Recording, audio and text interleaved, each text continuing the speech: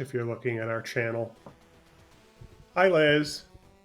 Hey Will, how are you? Merry Christmas. A Merry couple days late. Merry Christmas stream. I'm doing a-okay. How about you? I'm doing pretty good. I have many uh cool things to tell you about that I got for Christmas. Yeah, I would love to hear about your Christmas gifts, and I'd love to know what you have to show me. Um, sh- Yes. should I uh, should I give you? Yeah, Uh, can you make my screen bigger? yeah, let's go into Zoom for this to. All right, we are full So, screen. I have a bit of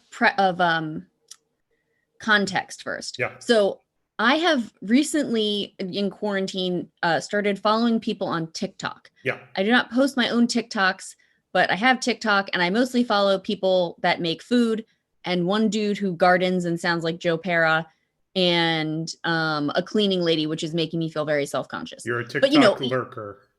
yes, I'm a lurker. I like the things that teach me how to do things, as is my standard. Yeah. One of the sort of TikTok popular things are these things called butterfly pea flowers, which I think I can reach.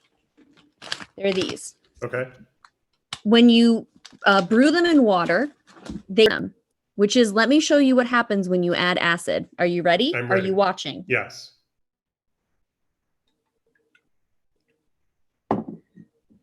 It's turning like a pinkish purple. Yeah, which you can see like against my hand. Yes. It turns pink or purple depending on the light and how thick it is and stuff. It looked as if you said you were adding acid. It looked as if you were adding lemon juice or something. Lemon juice and some ginger beer, yeah. Ah, very cool. Isn't that so cool? Yeah, I like it. You can bring the game back now. Okay. But so I've been doing a lot of things with that. It doesn't really taste like much. It actually does smell like peas, which is not a surprise, I guess, but it does. And I'm actually making bread right now that I used pea flour tea as the water for. I am curious to see if the fermentation with the yeast will be enough acid to turn the bread purple or if it will come out blue. Isn't that so interesting? Yeah, that's really neat. I also got a piece of jewelry. Okay. Now, as someone who knows me pretty well, do I wear very much jewelry?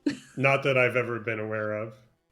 I wear my wedding ring. I have this octopus necklace that I didn't take off for like a decade, and then the chain broke, and I haven't been able to find a chain that works. Yeah, I do. But I remember that octopus. I saw this on a Facebook ad, but it was for UNICEF, and it was one of those things like, if you buy from our store, we will like give the money to people who are needing it or whatever. And so it's like claims to be made by an artisan. But it's this ring. Oh, neat. Isn't that like a me ring? Yeah. That makes sense for you. Sure. So the two stones on the outside are peridot. And then that green one in the middle is it's composite turquoise. But it's green. I didn't know turquoise could be green, but yeah, I haven't heard of that before. Cool. Apparently it can be, because that's what it claims that it is. Yeah. I'm just texting our few friends, just letting them know we're live in case they are bored on a Sunday and not doing anything. On a Sunday. On a Sunday. You know that song? No, I don't think I do. What is that? The tears fell from your eyes on a Sunday. It's Jimmy Eat World. Oh, okay. Yeah, I know a few Jimmy Eat World songs, but not that one. It's from, I want to say it's from Clarity. Which also has one of my favorite pre-Christmas songs about an event that happened 20 years ago this year. It's called 12/23/95. And every year I listen to that song on 12/23/95. That's a nice tradition. 12/23/90. You mean you listened to it on 12/23? Yeah, but that's the name of the song. Right. So it would have happened 25 years ago. But the song is 20 years old? Yes. Okay. Yes. Yeah, the song came out in 2000 or 99. And then the event happened 25 years ago. Yeah. So whatever the spurning event was. I see. Okay. I just don't remember it. I'm sure I owned at least one Jimmy Eat World album. And I'm sure it was whatever one. It was Bleed American, probably. The middle was on. Yeah. Bleed American, do you know about the name of that album? No, I certainly don't. So Bleed American came out roundabouts 9/11 times. Uh-huh. And so it was called Bleed American, and and that album was not a super patriotic album. It was for a while sold as a self-titled. Oh, that's interesting. And now people, of course, just call it Bleed American. You can buy it as Bleed American, but yeah, that's probably why I don't remember that title at all. Yeah, despite probably owning or at least listening to that album. Yeah, and the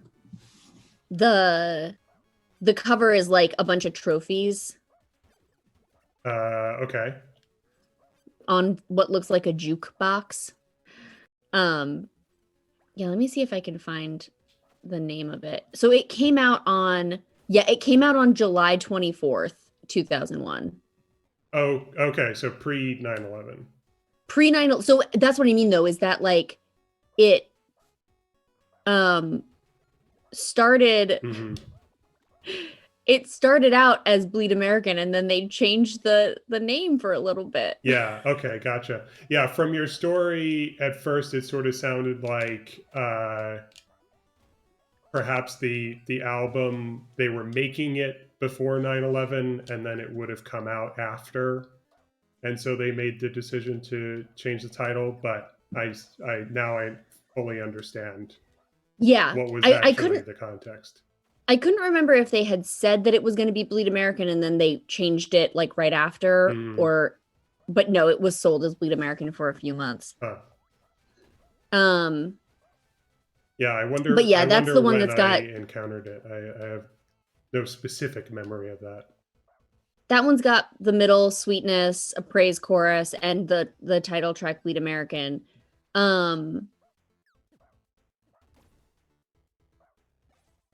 Yeah, this is the article, and it says at the top, this is the article about the 2001 article that was retitled Jimmy Eat World following the September 11th attacks.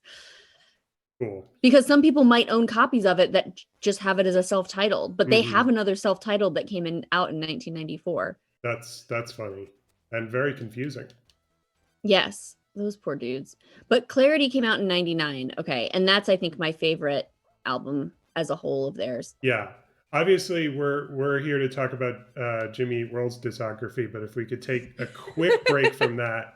Yes, sorry, Will. No, it's okay. I just want to get on the record as saying I'm playing Soviet Jump Game again.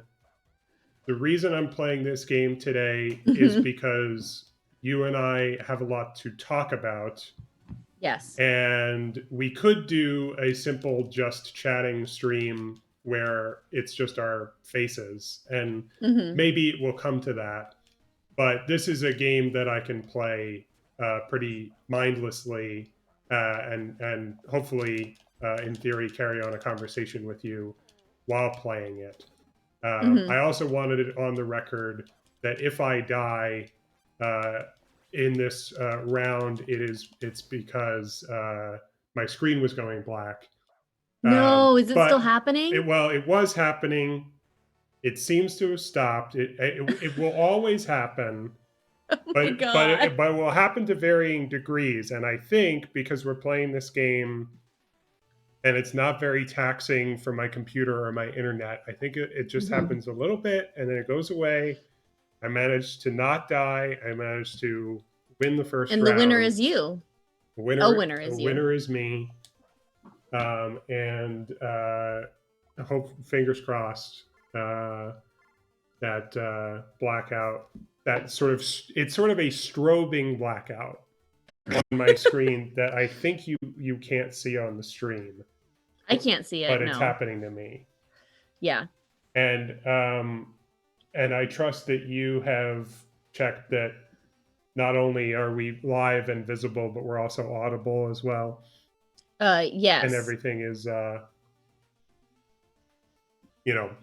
not being. I know we're not being drowned out by the game. At least we shouldn't be, because I turned the volume pretty far down. Yeah, no, our sound is good. We look good. Well, Yeah. I know we look good, but that's because we always do. Especially with my Christmas hair. Yes, you're looking very good with your sort of redeeming or appropriating the Grinch yes hairstyle.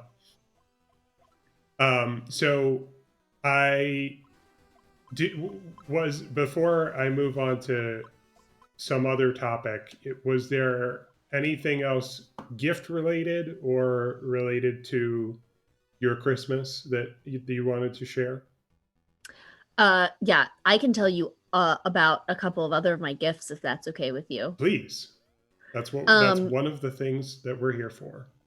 So I got another funny thing I wanted to tell you I got, which I thought you would appreciate because you know who I am, is Blake just got me like a jar this big of dried mushrooms. Mm-hmm. And I was like, this rules. And he was like, I thought you would like this. That sounds sort of similar to the Christmas that Andrew had, our friend Andrew. Yes. Courtesy of our friend Sarah. Yeah. How did he react? So will you explain what he got and will you tell me how he reacted? I don't know why I haven't talked to Sarah about this yet. I'll tell you how he reacted, and I'll try to be brief about describing the context and the circumstances of this. Basically, we do secret, 6 or 7 or 8 of us do Secret Santa every year.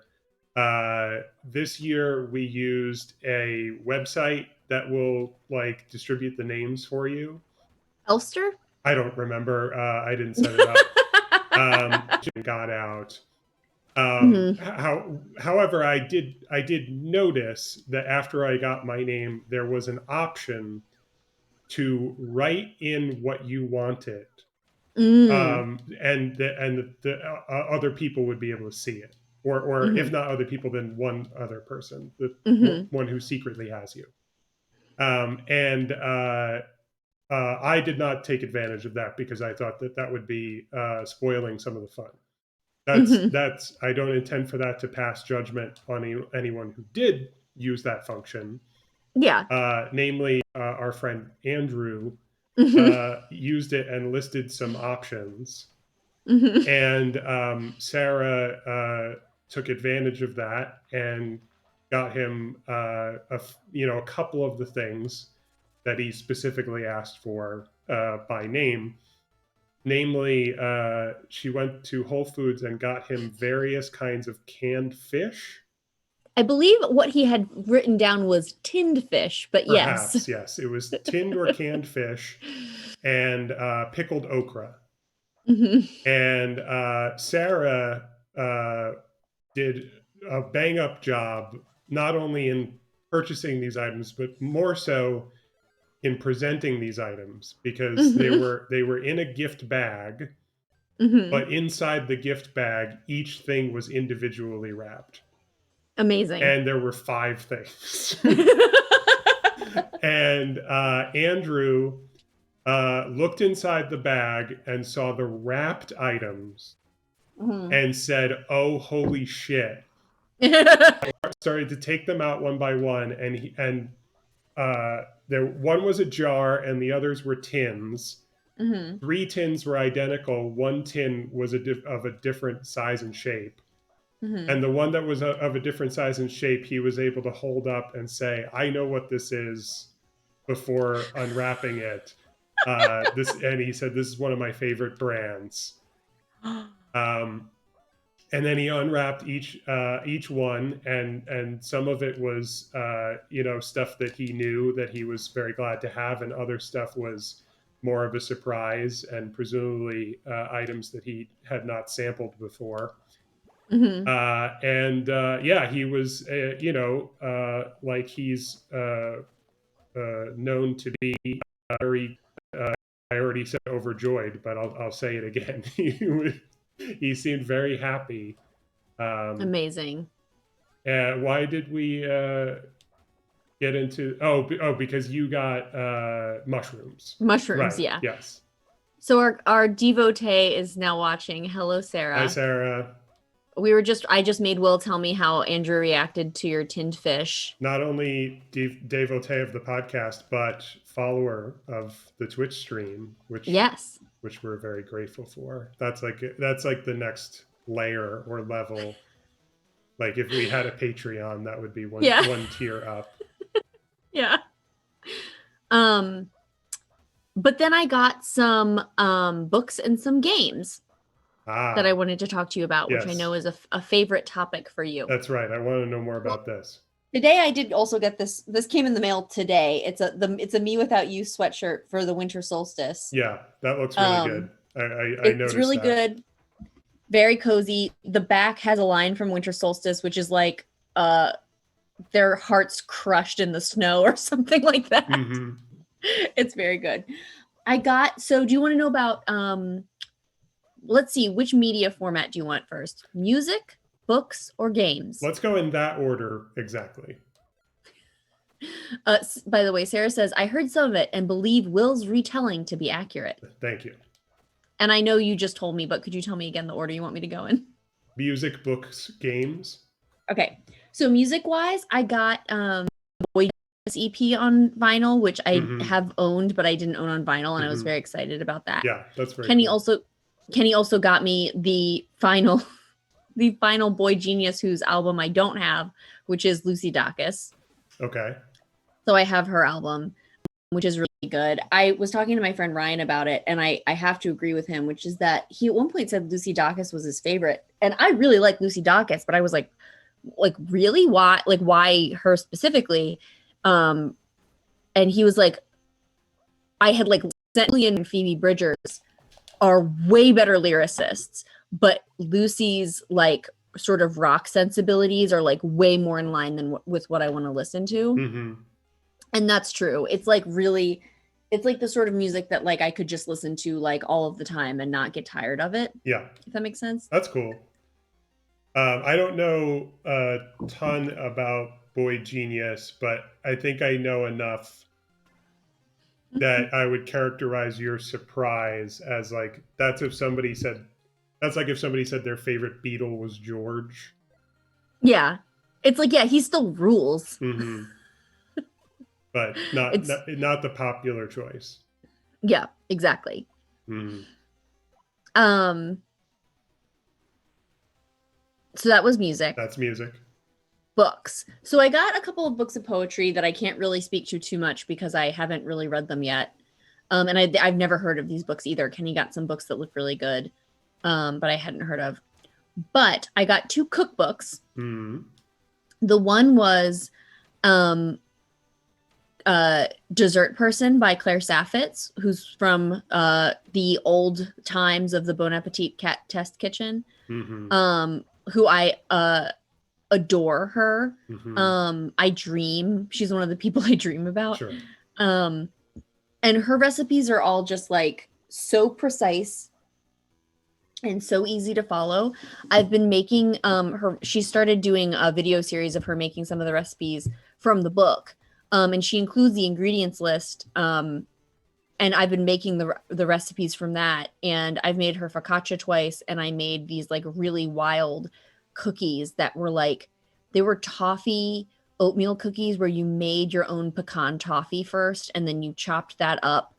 And then you ground that with some of the oats to make like a toffee oat flour. And then you mixed that in with like the actual flour, and then you mixed in larger chunks of brittle and some like regular oats or whatever. They're very complex. They're not complicated to make. It's just there's a lot of steps. That sounds pretty intense. And they were so good. Yeah. So I got that book and I'm really excited. I also got a book by Julia Bainbridge called Good Drinks. Oh, speaking of And which, yes, can we do a beverage check? please. Yeah. What are you I've drinking? got two. I've got my water, Mm-hmm. which I can't go without, but I also have a large mug. Rolling with my nomies. Yep, which is filled with winter wassail punch from Trader Joe's. Oh, your fave. Perhaps my favorite punch. You drank that last year too when we were recording. Yes, I like to get it every year. Mm-hmm. I like my Trader Joe's, and I like my seasonal items. I just take advantage of them. I don't like it more than eggnog, which is my my real favorite thing to drink at this time of Yeah, year. me too. I love eggnog so But much. Do you yeah, have a favorite brand of eggnog? no, not really. I this year I've just been drinking what they sell at Trader Joe's, and in the past, other than that, I've had I don't know what I don't remember the brand.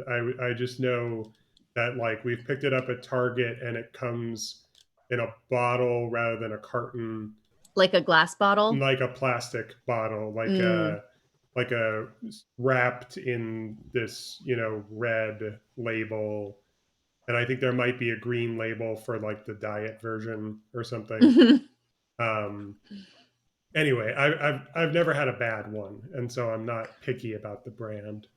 Yeah, the like sort of local giant generic eggnog I will drink, Hmm. but it's like it's a little bit soapy to me because I don't think they do a good job of mixing in the nutmeg. Hmm. Nutmeg really on eggnog should only be a garnish on the top, but most Hmm. of the brands you buy sell it mixed in. Hmm. But the Whole Foods 365 brand of eggnog is incredibly good. And then there's one in a glass bottle that's I think Trickling Springs, which is very expensive. And it's one of those glass bottles that you can return and get a deposit back. That's nice. And that's the gold standard. Okay. Sarah says there's one that they sell at Albertsons from a farm in like Phoenix that comes in glass bottles. And she said expensive as hell, but very good. Yeah, that sounds great. Blake had eggnog for the first time this week. Wow. Okay. And I said to him, I was getting eggnog, and he said, I don't like eggnog. And I said, what? He said, well, okay, I've never had it. And I said, well, Blake, because Blake and I will always get on each other's cases if somebody says that they don't like something, but they've never eaten it. Hmm. Like once we suggested our friend Kathy, she was like, I don't know what to do with this extra ham. We were like, oh, you can make split pea soup. And at the same time, and she went, ugh. And at the same time, we both looked at her. We were in different places in the room and just spit out verbatim, but exactly at the same time. Have you ever had split pea soup, Kathy? And she just was like, ugh, no. And we both were like, well, then you don't know if you like it or not. Cool. And she was horrified. What a great. So I said to him, I said, Blake, why don't you think you like this? And he goes, I don't know. I'll try a bit. So I poured him like a shot glass full. And I wish I had taken a video of this. It was the most pure reaction. And it was also a reaction that I know I specifically could interpret being his sister. He took a sip of it and his face lit up with joy. And then I could just see even like, and I don't know what I thought this tasted like. Hmm. Hmm. Because I said to him, I was like, you like cheese danishes, you like custards, you like ice cream, like you're gonna like eggnog. Hmm. And then he was like, this is really good. This is so good. Kenny was like, what did you think it was gonna taste like, Blake? And he was like, I don't know, eggier. It's in the name. But anyway, this drink book I got. Does he have anything against eggs, or did he just No, he loves eggs. Okay, so just in theory, the thought of like drinking an egg beverage didn't sound appealing. He was like, if despite this had been liking described it. as yes. He was like, I think he said if this had been described to me as drinking custard, I would have just had it. Mm-hmm.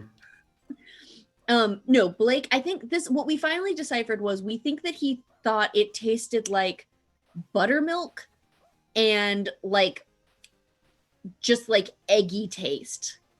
Okay. Like a sort of like if you overcook an egg and it gets brown and it has that really like eggy smell that I hate as much as I love eggs. I think that's what he thought it was going to taste like. Okay. But this book I got called Good Drinks, they're all without alcohol. Okay. But they're all really fancy, and I love fancy drinks. Mm-hmm. I don't care if they have alcohol or not. Sure. And I was really excited about it, and I've made 2 already. Yesterday I made one called the Bicycle Gang, where you take 3 ounces of freshly squeezed orange juice and shake it. You do a dry shake with a tablespoon or an ounce of heavy cream, and then you add ice and maybe juice or something like that. Okay. No, maybe a little bit of sugar. It was like an orange creamsicle. It was so good. Mm-hmm. And then last night I made one of the evening drinks, which are normally supposed to be paired with food. But I just made this one because I had all the ingredients. And that one was maple syrup, lemon juice, a teaspoon of soy sauce. I'm listening. And Coca-Cola. You shake up the things without the Coca-Cola, stir in the Coca-Cola, just like stir it with a bar spoon, and then pour it into your glass. And then you garnish with cinnamon.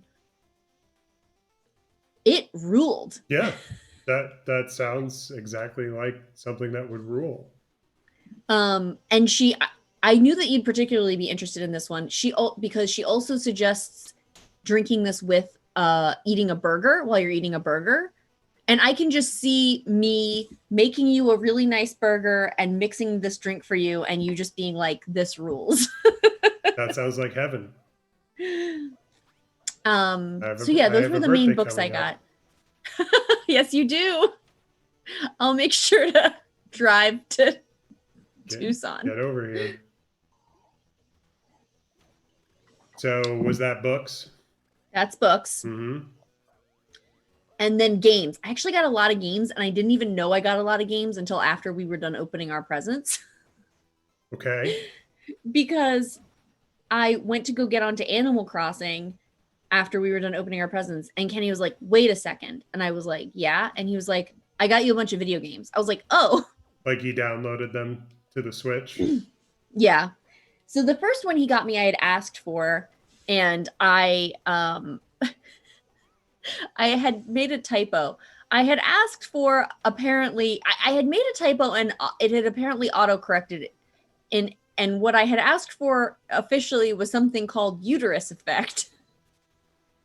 Can you guess what Tetris effect. Yes. Yes, I'm familiar with Tetris effect. So he got me that for his PlayStation. Good. Now I'm excited to play that. Now all you need is the PSVR. Yes, exactly. And then he got me 3 games for the Switch, and they're all indie games. And the one that I've played so far is called I Am Dead. Are you familiar with this game? Yes, I kind of thought that we might play that on stream at some point. Oh, I would love to play that. I have not played it yet. I have not purchased it yet. If we weren't starting to stream, I probably would have gotten it on my Switch by now. Mm-hmm. But I've been hesitating, thinking, well, maybe I should get it on PC instead. Both have their pros and cons, and so I haven't made that decision. It also helps that I have lots of other video games to play already. Yes. And so I'm not exactly in the market for new indie games at this moment. So that game is really beautiful. I've been having a lot of fun with it. The trailer looks great. What I've seen of it from videos looks right up my alley. The only criticism I have of it, and I don't think I can switch this, but I looked, and I don't think I can, but maybe I just need to look a little bit more closely, is I feel like the joysticks are opposite for me. Okay, like looking and moving? Or yes. Like horizontal and vertical? Looking and moving. Okay. So I feel like, so there's a cursor that you move around and you highlight, like lock onto objects. Yeah. And then you can move, like sort of spin the area you're in and move around. Yeah. With the left. And I feel like I want to spin with my right thumb and look around with my left. That's more standard, right? Like if I'm running, maybe not. I don't know. It feels backwards and I keep doing the opposite of what I need to do. In a standard 3D, moving a character with a controller sort of situation, you would move the person forward with the left stick, and you would look, i.e., move the camera or change their direction with the right stick. So I guess it is standard, but I don't know why, because but it's in a different different context. That's right. I guess that's true. It is slightly different the way I'm doing it.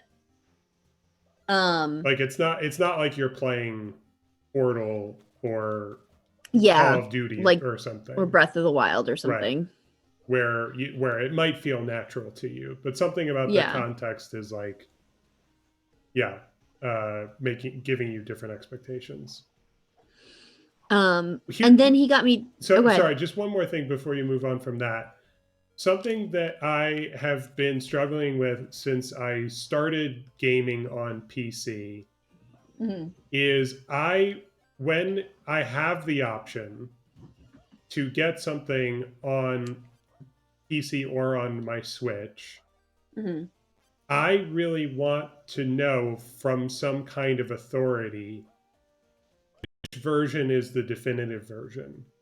Yes. And the difference is the difference being, what was it designed primarily to be played with a controller or mouse and keyboard? Oh yeah, for sure. Or when we get into mobile games, which a lot of mobile games are ported to Switch, was it made primarily with touchscreen in mind, like the touchscreen of your phone or an iPad? And I've played games on the Switch where I was like, oh, I kind of wish I played this on my iPad, even though it's a smaller screen, because they just sort of ported touchscreen controls to a controller. Like you and I both played, I believe, for example, Old Man's Journey, right? Which you played on Switch, I'm guessing. And that was definitely like a mobile game first, and I could tell just from playing it with the Switch on the television using the controller, like, oh, I think this would be easier if I could just touch the environments controlled by a controller. Yeah, I think about that a lot with when they are porting games and making games work across different systems.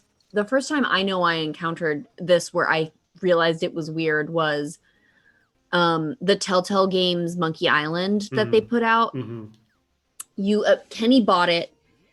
Kenny and I are all in on Monkey Island, but Kenny more so than me, and he bought it where he bought it ahead of time, and then he was getting it like every time it released a new chapter. Yeah.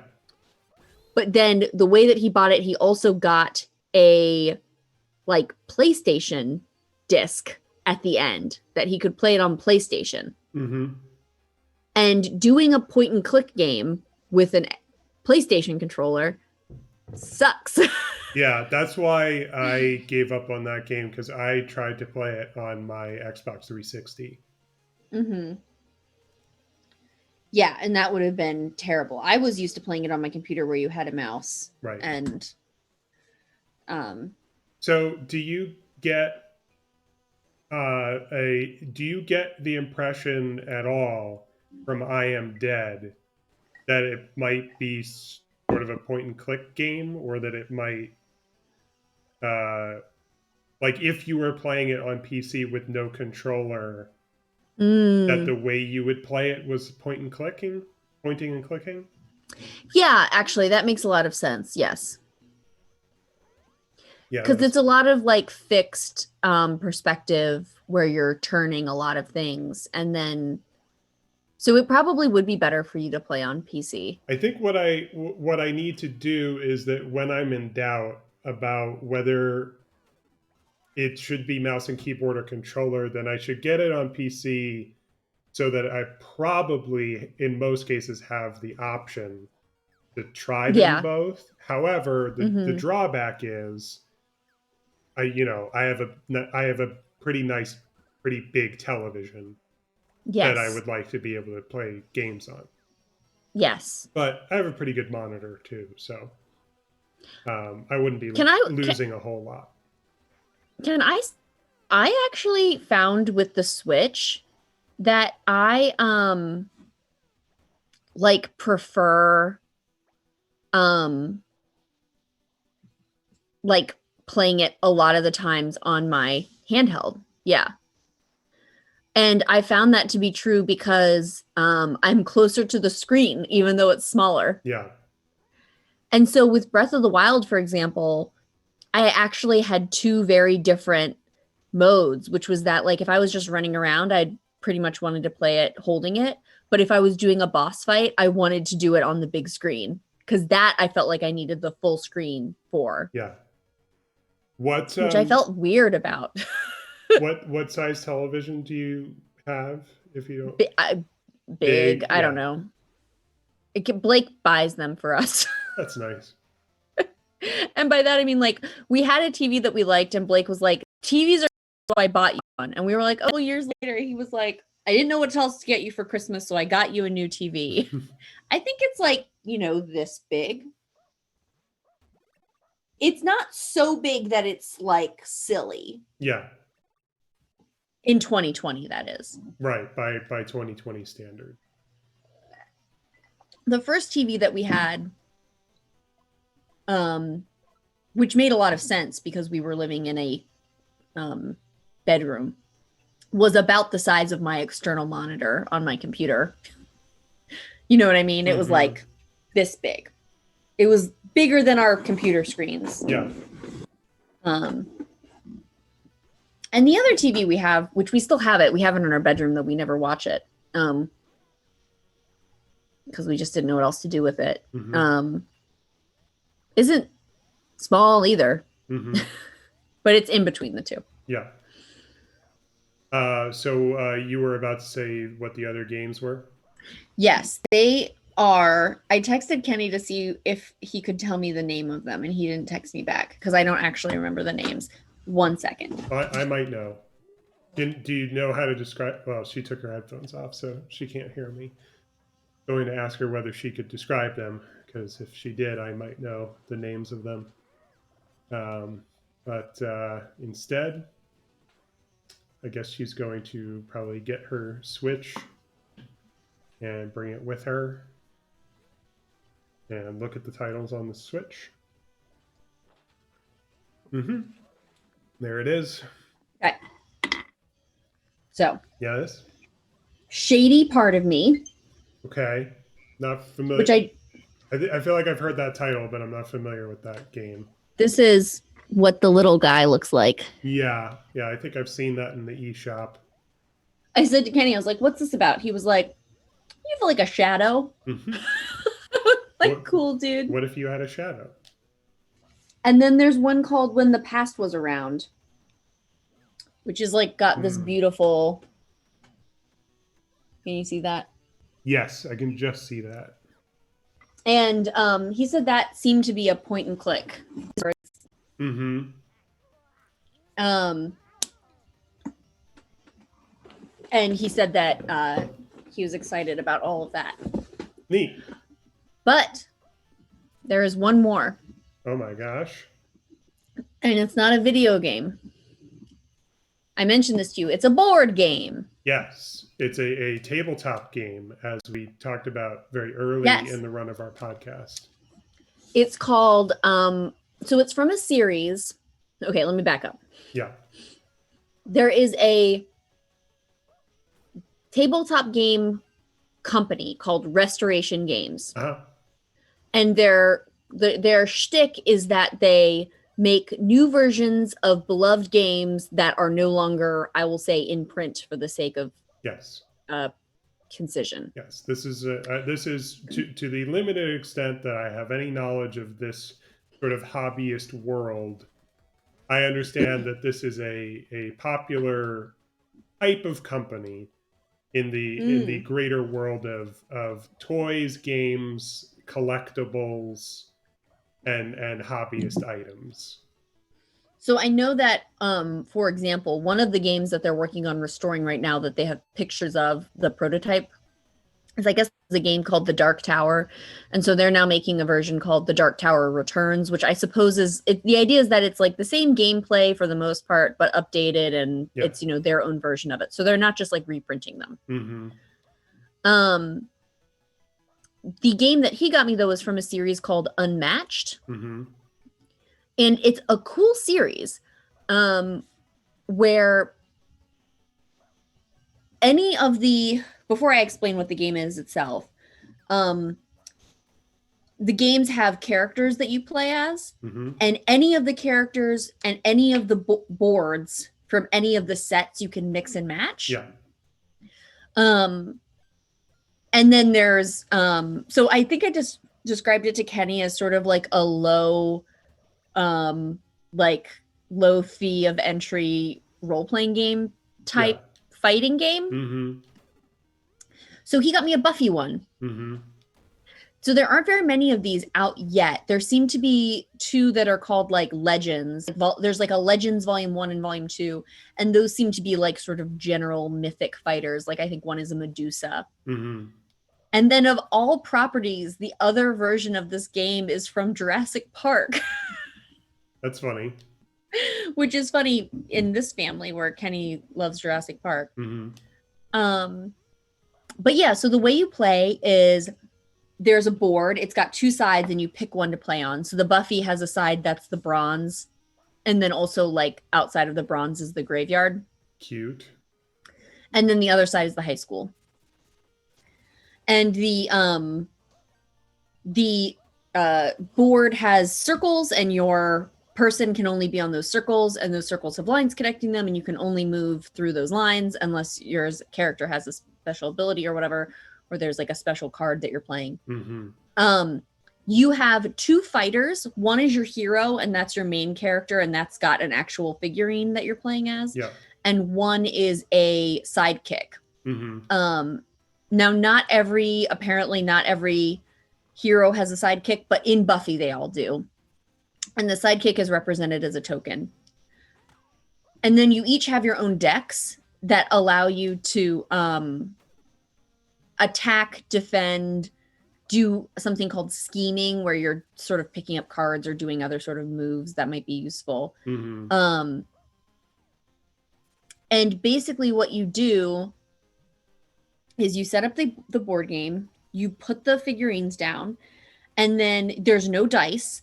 No dice. Every turn you can move a certain number of moves depending on who your character is and other cards you might have in your hand. And then did you want to roll some cubes when you played this game? No dice. No dice. The pain wall is here. Oh, there it is. I'm surrounded by it. Palm. And you try to, and you have these cute little health dials that you turn. And you attack the other players and basically try to win. Mm-hmm. And then each character has some sort of special ability. So the details of this game were so smart and so good. And that was part of the reason I was so impressed.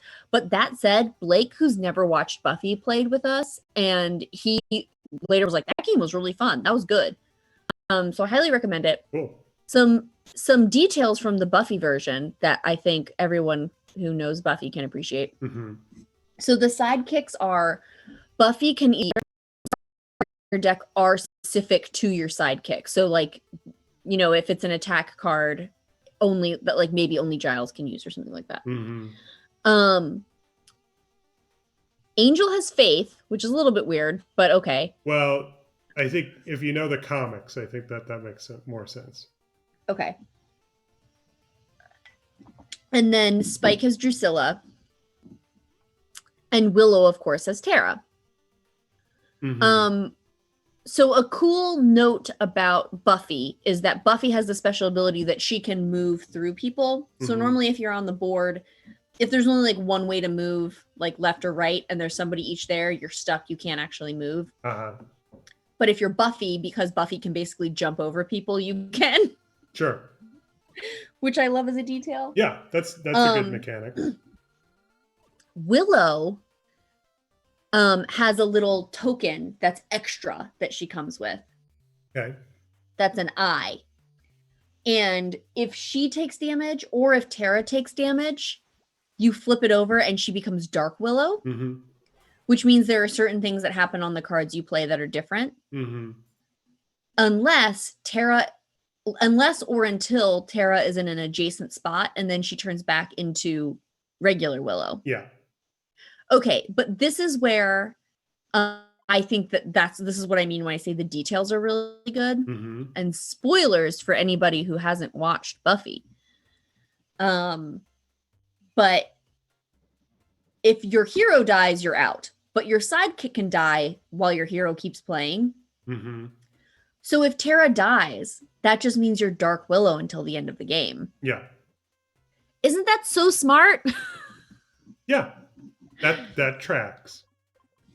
So yeah, I really, really appreciated it. It was like, you know, it's not like canon to the game or canon to the show in the sense that like a lot of these characters wouldn't be interacting exactly in this way. Like Xander does have an eye patch, for example, which, you know, happens at the very, very, very, very end of the show. And so it's not like Tara, who also dies. It's not like Tara is going to ever see Xander without an eye. So, but in terms of like the way that the characters, like their demeanors and like certain things that happen, it all really tracks in a way that I thought was really clever and nice. Yes. Yeah, no, that does make sense. And I also feel like there's sort of a lot of times there's sort of an understanding when there's like a spin-off or an offshoot or something like this where like, oh, it's the universe, you know, but it's in another medium. Yeah. There's sort of a shared understanding that like this is like a different branch of canon. It's like it's outside the canon, you know. However, it is it's like what if. It's like the what ifs from Marvel. Yeah. It's like it's not in continuity with the story as you know it. However, it is the canonical alternative that answers the question of, well, what if X was like Y? And maybe they're sort of playing with that in the way that they're, you know, sort of choosing the story, the characters, the details for their game. Yeah, I think so. And I was really impressed with how smart, like with the things that they did pick, if that makes sense. Cool. I like that. Which reminds me, by the way, another thing that I have thought of as something that we could possibly do on stream is that I could teach you to play Magic the Gathering. Because oh yeah, there's a free game for the computer called Magic the Gathering Arena, which I've only dabbled in because I don't really enjoy playing it that much, but it would be a useful tool. It's a useful tool for beginners, and it could be fun to just kind of throw that up and show you what I know about Magic. Yeah, I would love that. Yeah. Because I do like games like that. Magic is great. I love it. um, but yeah, that's pretty much. I mean, I got other things, but those are the fun things. Cool. Speaking of games, I did a little Christmas shopping for myself, Ooh. which there was an expectation of. In the past few years, I've put a few things that I want on my Amazon wish list, Mm-hmm. showed it to my parents. Then they buy those things, they wrap them, they put them under the tree. I'm home for Christmas. I open them on Christmas morning.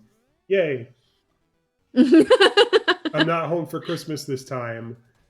And my parents said, rather than us ordering stuff for you off of Amazon, we're going to give you a cash gift A lump sum. for you to buy some of your own Christmas presents, in addition to things that they bought for me and Dana that I would not put on such a list. Mm-hmm. And so yesterday I started playing a video game that I bought for myself, which is called The Last of Us Part 2. How was it? How is it so far? Pretty great. I am not going to talk about the story very much, but in general, I'm pretty good about avoiding spoilers Mm-hmm. when I want to, and this is no exception. I I've avoided spoilers despite being pretty well aware in a vague way Mm-hmm. that there's a lot of intense conversation about the story of this game Yeah. and controversy, and people are upset. And It's just brutal, as I think you said in on streams like this before. It's just very brutal. well, It's very violent. that's true, yes. But I could tell from the discourse, as I was aware of it about the game, that something happened that made some gamers, Mm-hmm. probably not the best of people in this case, Mm-hmm. very upset. Mm-hmm. And I thought, well, it's probably, I think it, all I knew about the story is there's a character named Abby. Mm-hmm. That's, that's as far And as I've she's the gotten. one that Yes, got that. Yeah. I'm aware of that. And you're referring to the Best Performance Award at the Yes. recent Game Awards for Laura Bailey. And so I knew, okay, people are triggered. And I thought, well, it probably uh, isn't due to the fact that Ellie is gay, because that was already canon Yes. before this game came out. Mm-hmm. So they did something else that seems like a betrayal to some people. And I must have played it for at least 4 hours yesterday. And I I already feel like, okay, I might know what happened, because something Mm-hmm. happened that I could see a lot of people being very upset about. But I'm excited to see what else will happen, because the story is just getting started. Yeah. And it's already it's already very upsetting in a way that I think is necessary, and there's nothing wrong with that. Yes, for sure. But Yeah. also I can see how a lot of fans would be pissed off. Mm-hmm. And I'm excited to see if there are other ways in which the game might piss those people off. Isn't it so beautiful? Yeah, it's gorgeous. It's like probably the last like newest game for the PlayStation 4 Mm-hmm. that I'm ever going to play. Because anything that came out later, I hope to one day play on a PS5 instead. Like Miles Morales. for example. Oh yeah, yeah. So it looks better than basically anything that I've played before, in terms of those realistic graphics. Yeah. And Sarah just said vague booking and then said, I'm nodding while Googling the plot. great. No spoilers for me after that one, which is what I'm like. I played The Last of Us 1. I played it remastered on the PlayStation 4. I came to it late.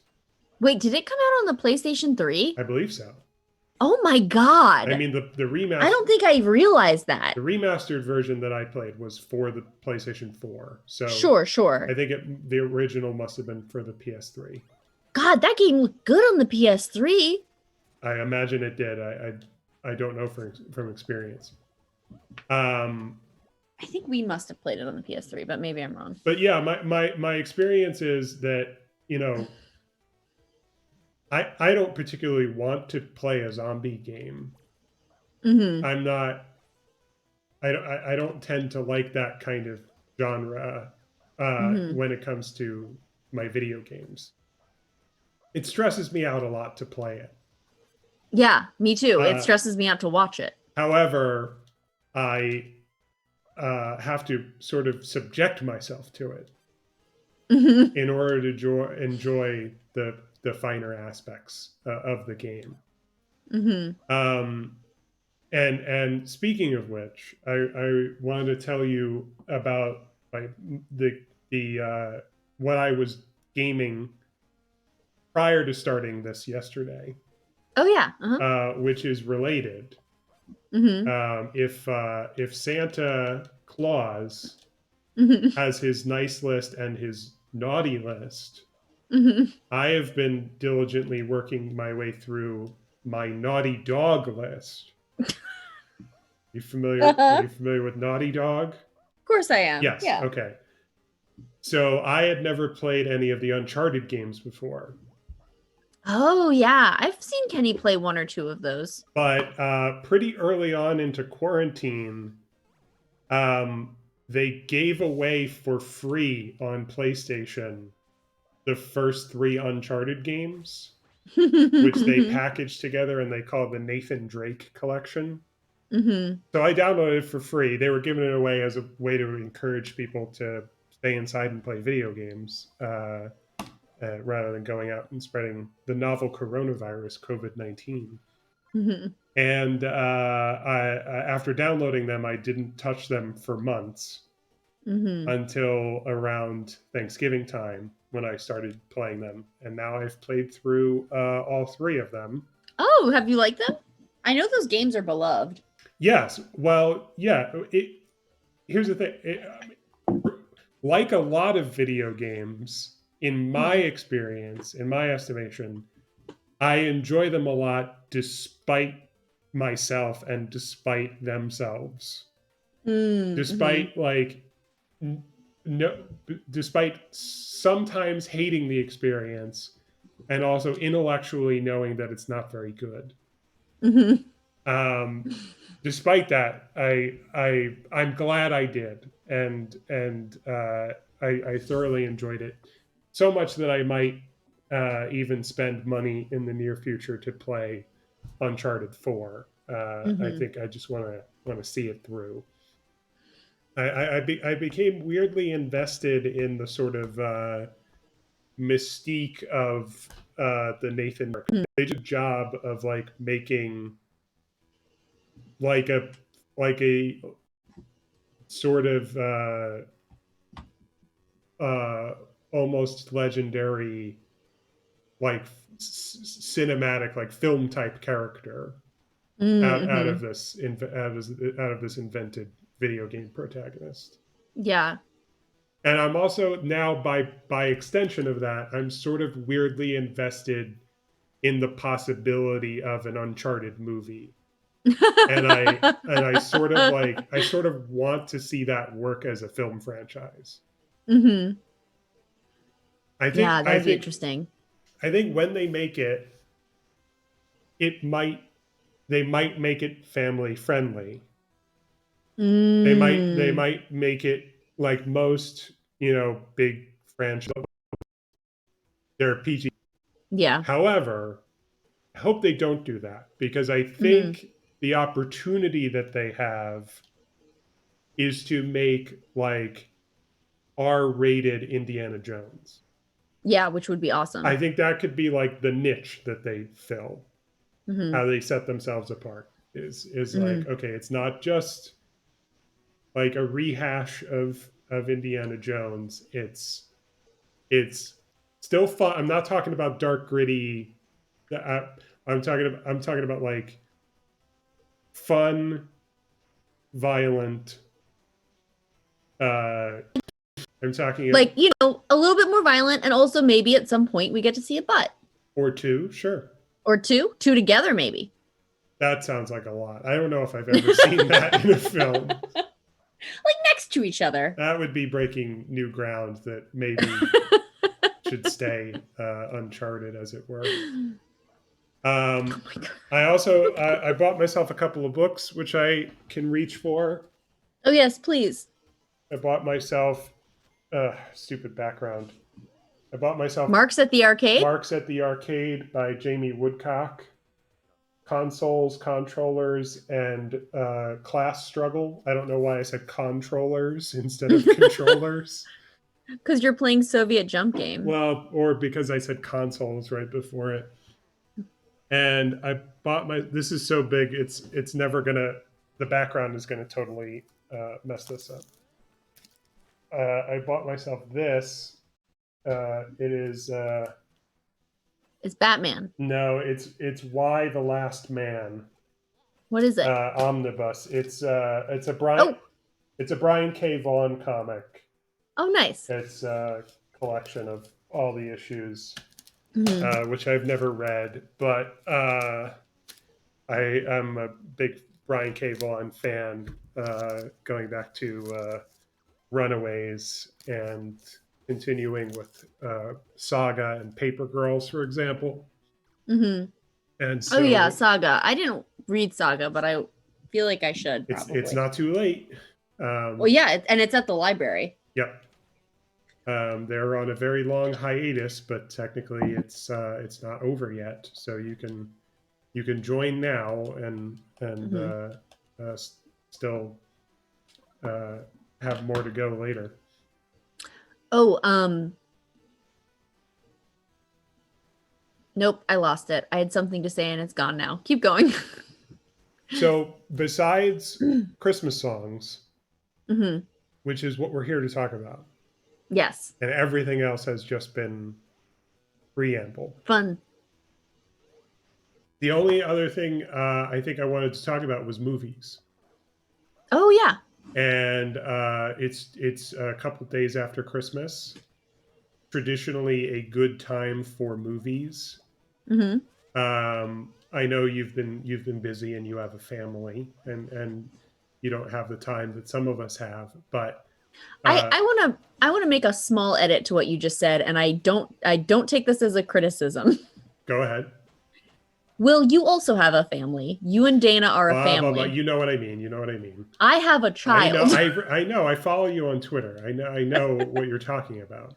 I You follow you on Twitter, Will says. you have a Stringently. larger family, and Sure. you have family obligations that I do not have. Yes. You have a different type Hi, of Sarah. Love you. you have a different type of family. Mhm. Despite that, have you seen any of the movies? Not yet. And actually, I'm a little bit frustrated because, and this is also something that just came out and I sort of relevant, is the new season of Hilda's out. Yep. Have you watched any of it yet? Yeah, we've been watching it one episode a night with dinner. So we're about halfway through the episodes, I think. Yes, we are too. Mm-hmm. And we sort of got paused there for a little bit because we haven't been watching. Like last night, instead of watching something with Elliot on the couch before bed, we just let him play with his dollhouse. Yeah. And I've been a little bit annoyed because I would like to like to keep watching it because I've read the graphic novels for this that came out that I know are going to be part of this season. Yeah. And like it's there's more in this season than are in the graphic novels, but the main thrust of the last two-ish graphic novels I think are going to be sort of, I know in my mind are going to be the final sort of like series, the season finale arc, if that makes sense. Okay. They've been doing the thing where little bits of it have been with like the bells and stuff have been inserting themselves early on. Right. I have two things for you, and I know that you've seen these episodes. So the Draugen episode, when the Woodman and Hilda are going out onto sea. Yeah. Didn't that feel very Wes Anderson, that song that was playing? Yeah, sure. I might not have exactly connected those dots in those terms, but yes, I see what you're saying. It felt very similar to the scene in Royal Tenenbaums when the boys are going around with their grandfather, and you'll know the song off the top of your head. I don't. Me and Julio down by the schoolyard. Yes. Yeah. Did you watch the episode? I'm assuming you did, with the like sort of wood Vikings that are fighting. Yes, the Eternal Warriors. How did you feel about that episode? I enjoyed it because it was darker than I thought that the show would go. I hated it. Okay. And I think every episode of season 1 of Hilda was perfect. And I think that every episode of season 2, and I haven't watched them as much, have been really, really good, except that episode. And it was violent and it was dark. And I don't mind that because there's plenty of times that Hilda does that, right? It gets really dark and it gets really spooky and really scary. It was that I did not like that. I don't like beheadings. Okay. And I think that tonally within the realm of Hilda, it didn't make sense the way that they did it. Like, I think I sort of thought that what was going to happen with that episode in particular was that the conceit, of course, is that they don't actually die, so it's, fine or whatever.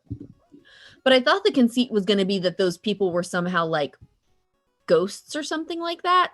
Some sort of like non-corporeal creature where they would be healed sort of immediately, or, they're something like that. And I think I would have been more okay with that. I hated when, what is that boy's name? David. When David's head came off, I was like, this is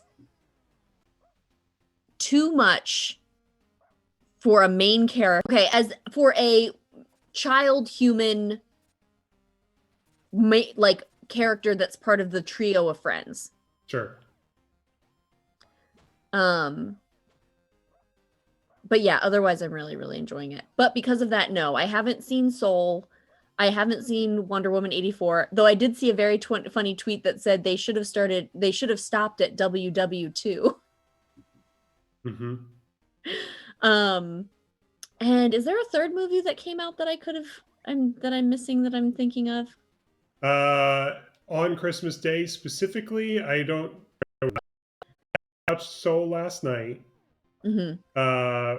We watched Wonder Woman on Christmas. We also watched Burrow last night. Yeah, did you like that? Sure, yeah. Isn't it so cute? Yeah. Did you see what? Or Soul had it played in theaters. But it just felt like it must have been inspired by the Fantastic Mr. Fox, the way that the mechanics of the way they animated that. Yeah. I mean, yeah, it's about animals burrowing homes into the ground. So yes, I see the similarities. The character design in Burrow, I thought was very good. Yeah. The art style, the animation, all spectacular, and it was a very cute little short. How did you feel about Soul? and WW84. I like Soul. I wish you had seen it because then I would tell you my little joke about it. But I don't think it would be appropriate for me to make that joke Okay. before you see the movie. Sure. And so Soul is good, and Wonder Woman I like more than most people. Okay, that's fair. But it's not very good. Yeah, I've heard mostly. Yeah, I've heard things ranging from it's terrible to it's problematic to it's just not very good to I enjoyed parts of it. And then I saw one person say, it's good. Parentheses. My first thought. Okay. And I was like, okay. Yeah. Well, I think you're a bit of an outlier here. Yeah. I'm a bit of an outlier because I enjoyed watching it. Dana disliked it to the point where she told me I'm kind of mad about it. Which I think is funny. Yeah, that is funny. That's especially funny coming from Dana. Yeah. Are you going to watch it or is it's like it's free, right? I can just watch it. Well, but you told me you don't have HBO, right? Oh, that's right. So probably not then. I guess not. Oh, too bad. So you can just talk to me about it. You sort of find something relatively small to latch onto. Oh yes. And that sort of becomes like my main criticism or my main piece of feedback. And like I won't bother getting into the details of that with you because it would just be too boring if you hadn't seen the movie. But suffice to say, the main thing that I want to change about it is just a line that they didn't put in the movie. But like it's just a missed opportunity of like, oh, in this moment that person should have said this. That sounds like me with The Hobbit. They teed themselves up for it, and then they just whiffed and struck out. But in a larger sense, I just want to say quickly what's what's fundamentally wrong with the movie is that like when you sort of balance who has the most screen time and who has the most like arc of a story that they go through, and who I was most invested in as the viewer, like it's not a Wonder Woman movie. It's really Pedro Pascal's movie. And cool. And Pedro Pascal and Kristen Wiig are supposed to be the two villains. Kristen Wiig is kind of a secondary sort of sidekick type of villain to Pedro Pascal, but you can tell that they were sort of thinking like, okay, well, we will balance these three stories. Wonder Woman with Chris Pine, Wonder Woman featuring Chris Pine, and Pedro Pascal and Kristen Wiig. And Pedro Pascal might as well be the protagonist as far as I'm concerned. Like I believe that's the way it's written and the way it's presented. So I think you would enjoy watching his performance. Good. Okay. And as I did, if nothing else. It's a very flawed movie on a story and script level.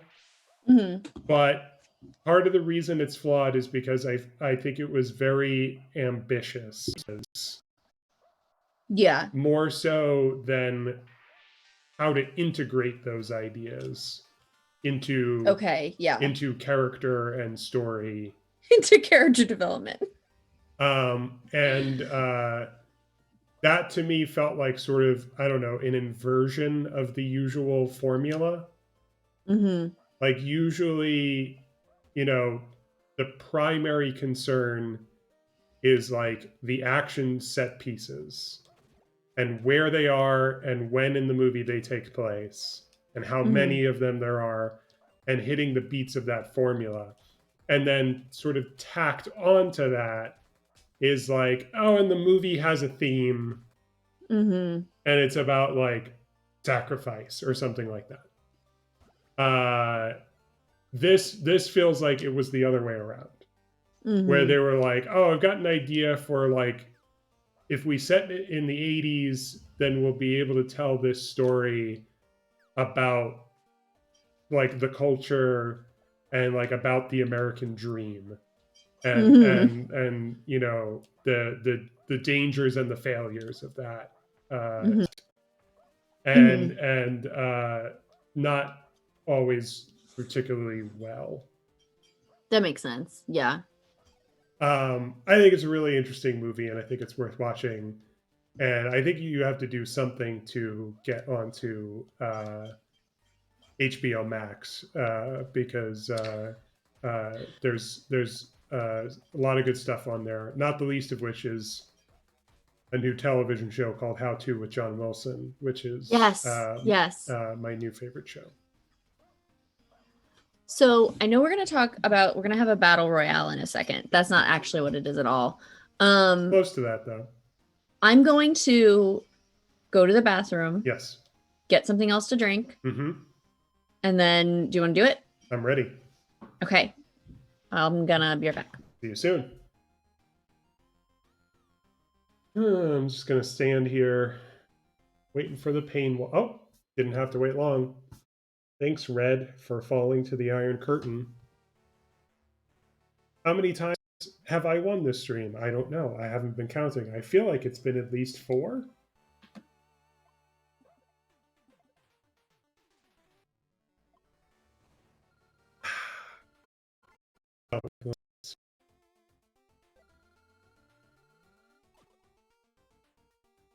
Can't think of a single thing.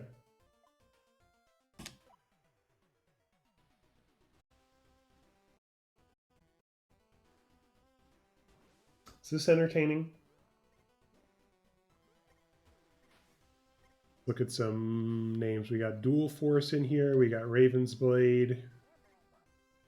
Please don't stream snipe me. We've got Ape of Scape. We've got Susan69. Nice.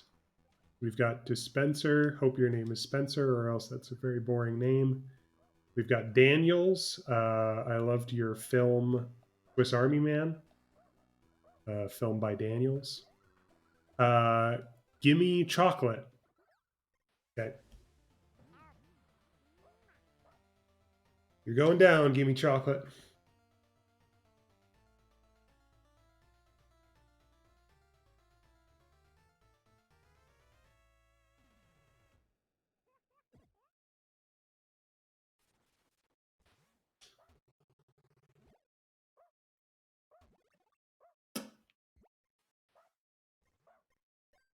Oh boy.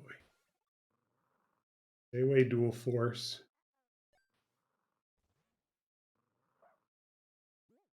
Cool. Getting some coinage.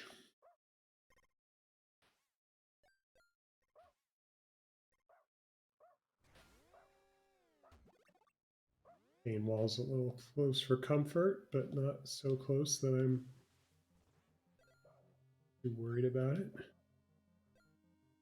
Stay over there, Dog Spark.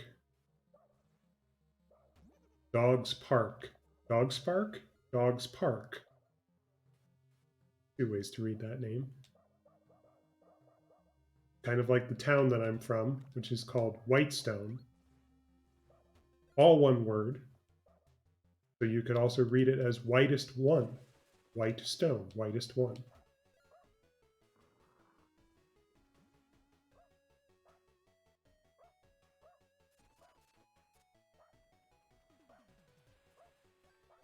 I brought that up in a literature class once, and The professor didn't seem to like that.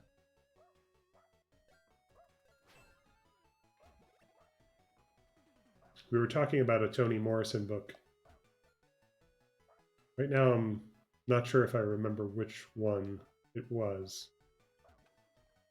Whether it was Beloved or a different one of her novels, but whatever it was a book where there was a house with a name, if I remember correctly, and the name of the house was Bluestone, like the place that I'm from is Whitestone. We were talking about the fact that it could be read as Bluestone or Blues Tone instead of Blue Stone. And I brought up that it could also be read as Bluest One, and that was received very tepidly. You're talking about Toni Morrison's The Blue Inside? I'm talking about Toni Morrison. I don't remember. Really? Yes, I don't remember whether it was The Bluest Eye. I think it was a different one of her novels, and it might have been Beloved, but I'm not sure which one it was. But I was talking about a literature class I was in where we were reading Toni Morrison in this novel that I might have been Beloved or a different one. There was something named Bluestone. I think it was the name of a house where they lived. And it was pointed out in the literature class that rather than being read as Blue Stone, since it's all one word, it could be also read as Blues Tone. I see. Like the blues and tone like music. And I pointed out that I'm from a town called Whitestone, which is all one word. And it's been pointed out to me that could also be read as Whitest One. And likewise, Bluestone could be read as Bluest One. And that information was received very tepidly. Which it should be very exciting. I thought so. I was like, hey, I'm on exactly the same wavelength that you're on, and I have a yes and for this. And I remember being greeted with a sort of reception of like, that's true too. Moving on. Amazing. Have you ever heard the story about Toni Morrison being asked about why the house had the number that it did at the beginning of like Beloved? I don't think I know this story. So Toni Morrison was doing a reading somewhere or a presentation or something, and the way that let me just look up the first line of Beloved really quick. Oh no, I was looking away. I was not paying attention. I thought I was safe when I was not. It's the first line of Beloved is 124 was spiteful, and that's the name of the number on the house. And apparently there's a story that there was a white dude who stood up at one of her presentations and was like, basically like, well, people have speculated that because 124, and like started going on this diatribe about like the meaning behind 124. Yeah. And she literally cut him off and was like, 124 was just the apartment I lived in at the time. Next question. Yeah.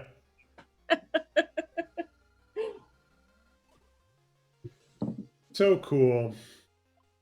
So do you want to actually, before we talk about music, I have one more thing to tell you about Christmas, which was unexpected. Please. So at my job, I am part of various employee resource groups. These are great. They have different programming. They bring in speakers. They really are a really good thing that we have. We have the African American Network, the Asian American Network, the the Parents Network. Let me think. There's a military one. And then there is the Pride ERG, which I'm clearly a part of.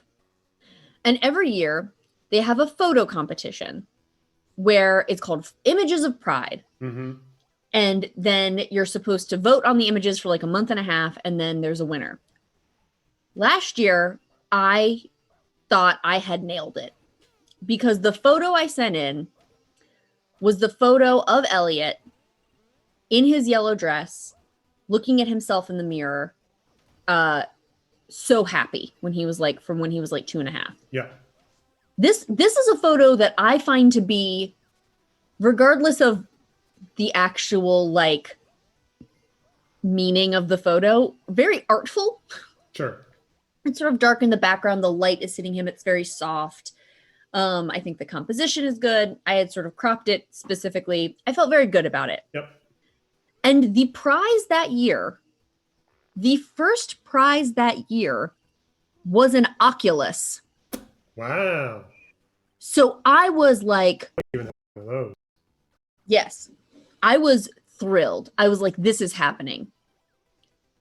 I got second place to another child. And Photograph her photo, of a child. It was just a photo of her in bed at the hospital.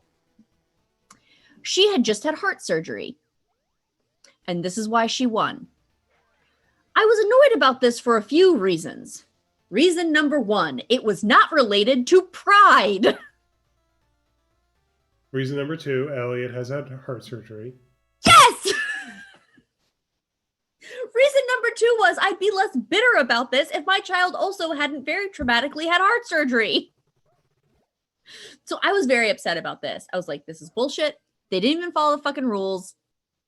I was talking to my friend Laura about this. She was like, you didn't play all your cards, Liz. You should have put that in the description.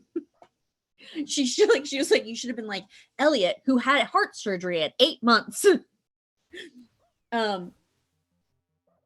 Okay. So this year, pandemic. Elliot, one day, Elliot loves makeup. Have I told you this? I don't recall hearing about that. Elliot loves makeup. So Elliot is sort of done with dresses. He's sort of been like, I don't really want to wear them. Anytime we give him the option, he sort of puts it on and then is like, no, this isn't actually what I want to wear. Fine.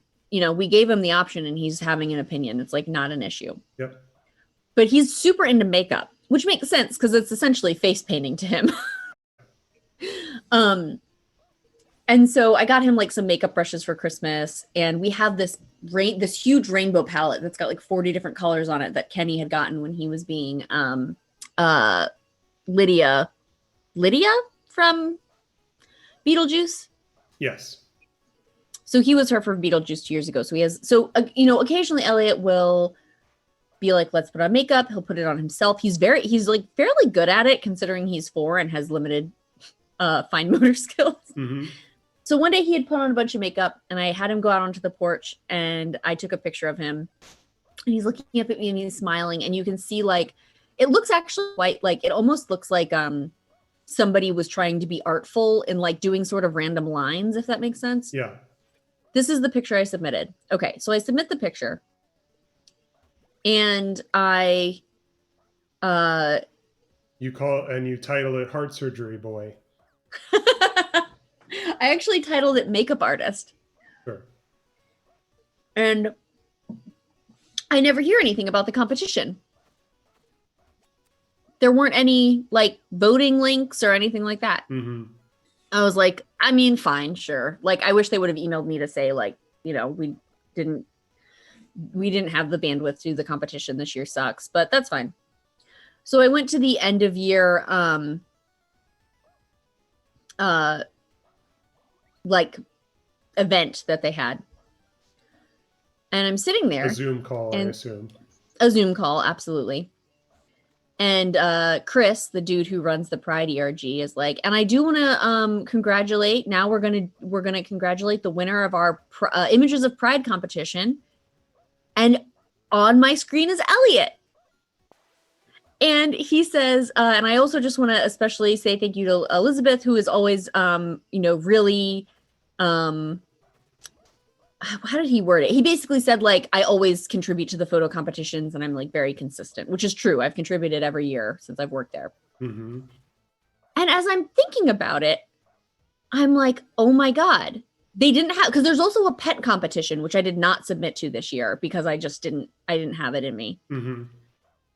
And though I did specifically last year buy a scarf that had "Love is Love" and rainbow letters on it to wrap around Rudy's neck, I still did not win. Again, I don't really think people are following the rules, and I'm annoyed by this. Pride can be anything, right? Not in the context of this employee resource group. And so I'm thinking about this, and I'm like, oh my God, I'm the only person that submitted a photo. Right. That's how I won. Did you confirm that? I didn't ask him this question, but it was pretty clear because there was no voting, which I knew because I had double checked. Right. And if there had been any other people that had submitted, they would have done like a slideshow of them. Right. Okay, so the thing I want is not nearly as cool as an Oculus. Yeah, I was. Let me just put that out there. That was my question: is where's your Oculus? I didn't win like a PS5 or something like that. Ooh, if only. Do you want to guess what I won? I don't know. A camera. Start asking me questions. Is it technological? Yes, there's a technology aspect, and the thing does connect to an app on my phone. Is it a what do you call those things? Fitbit? No, good guess. Okay. I'll give you another clue. All right. It's for the home. Is it a thing that my dad got one time for Christmas, which was a thing that you put in your refrigerator that holds your eggs, that connects to an app on your phone? And so when you're at the grocery store, you can check your phone to see how many eggs you have in the fridge. Is it? No, but that's amazing. And then when he was setting up the app, game for his device. Yeah. And so he said out loud, "What should I call the thing?" And I there was like a beat of silence as I thought about it, and then I just said, "Off Egger." Is that what he called it? Yes, he was. He was very pleased with that, or else I wouldn't be telling the story. Is that what you got? No. Oh, I don't know what else it could be. It isn't this brand, but it's the easiest way to describe it. I got a fucking Roomba. Oh, okay. I won a $200 Roomba. Mm-hmm. And it's getting mailed to me. And the thing is I never in my life would have purchased a Roomba. But I keep thinking about it, and I'm like, this could actually make my life like a lot easier. That's good. So I'm like really excited about it. Good. I hope you will be glad to have it. Now, I thought for the songs. Just also, go ahead. I remembered that there was one other movie that I was going to shout out. Oh yeah. And I wonder if I meant to open it up to the broader question of not just have you seen any movies that have come out in the past 3 days, but have you seen any new movies like this season? Oh God. And a few days ago, Dana and I watched a movie which I think has been out for up to a month or something, which is the movie Happiest Season. Yes, I watched that. You did watch that, okay?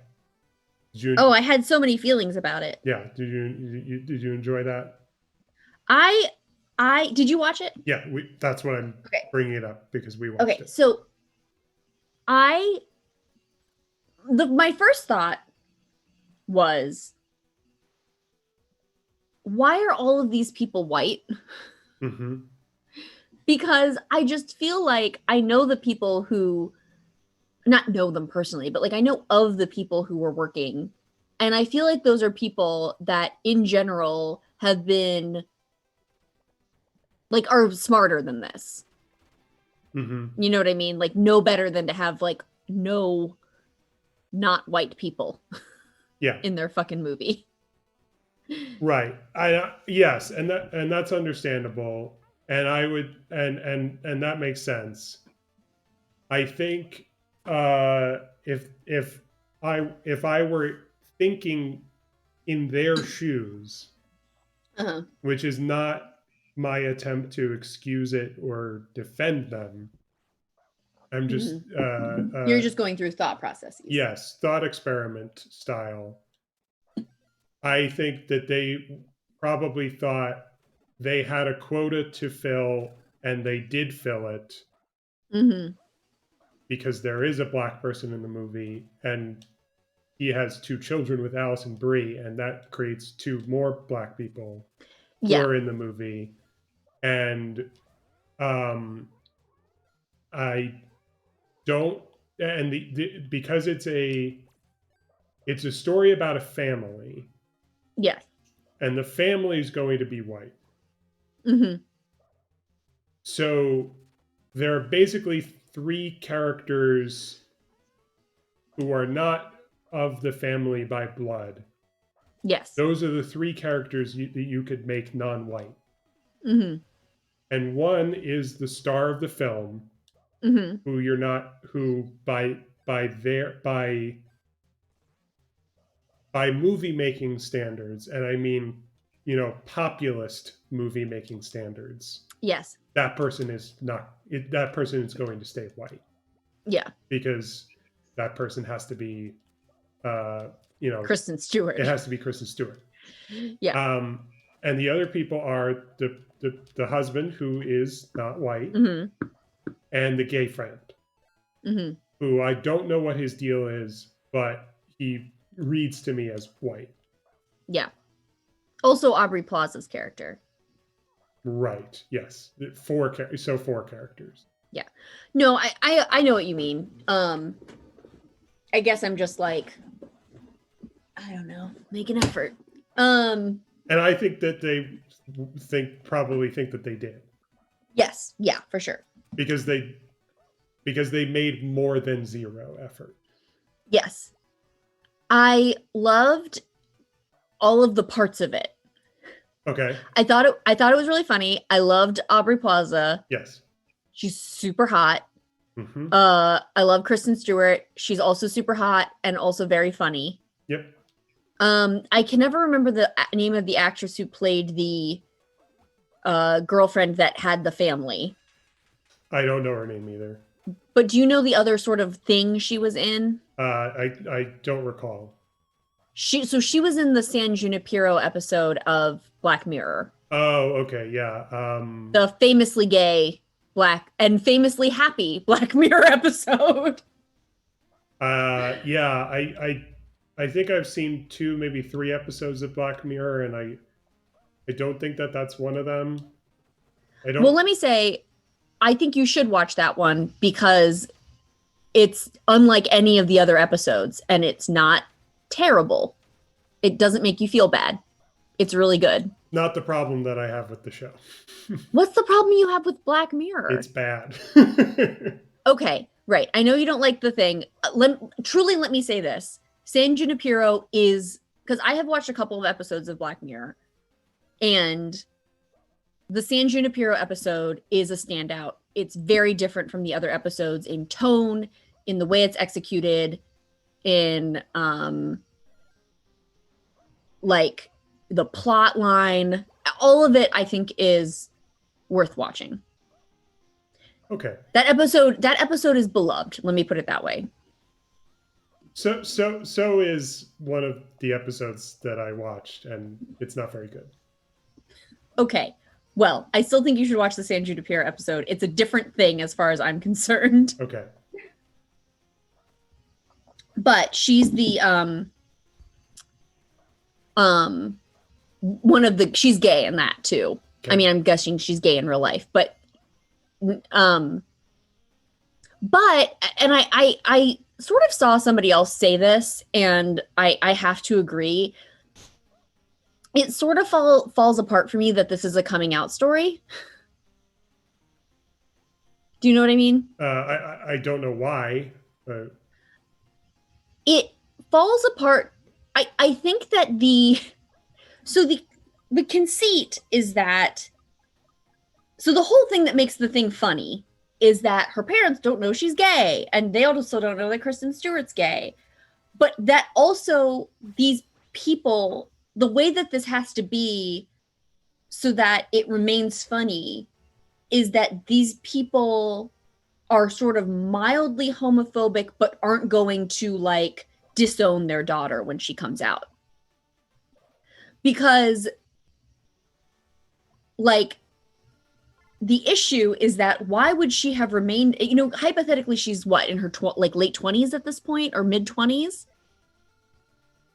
Yeah, sure. And so the question is, in 2020, why would you stay in the closet if your parents are generally okay with gay people and you don't live with them anymore and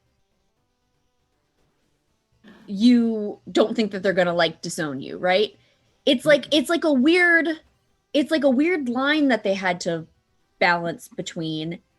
And it honestly made me really nervous the whole time because I was like, because if she comes out and they're just totally fine with it, then it's like, okay, well, then she was like overreacting, I guess, keeping all of that secret. But by the same token, if she comes out and they're all disgusted, then this is suddenly a very different movie. Yeah. Yes. So the if I can try to put into my own terms what I think you're saying, Mm-hmm. the line that they're walking is there need to be stakes, Yes, enough so that we buy it, mm-hmm. that she is so hesitant to come out. Mm-hmm. But also, it needs to be believable when the movie ends happily, Mm-hmm. with the family staying together after the coming out happens. By the way, I keep hearing myself when I talk, as if it's, from your end. Okay, so my other headphone right now Yeah. was lodged between my foot and my thigh. Okay. So if you're hearing it, I would be amazed if it was from that.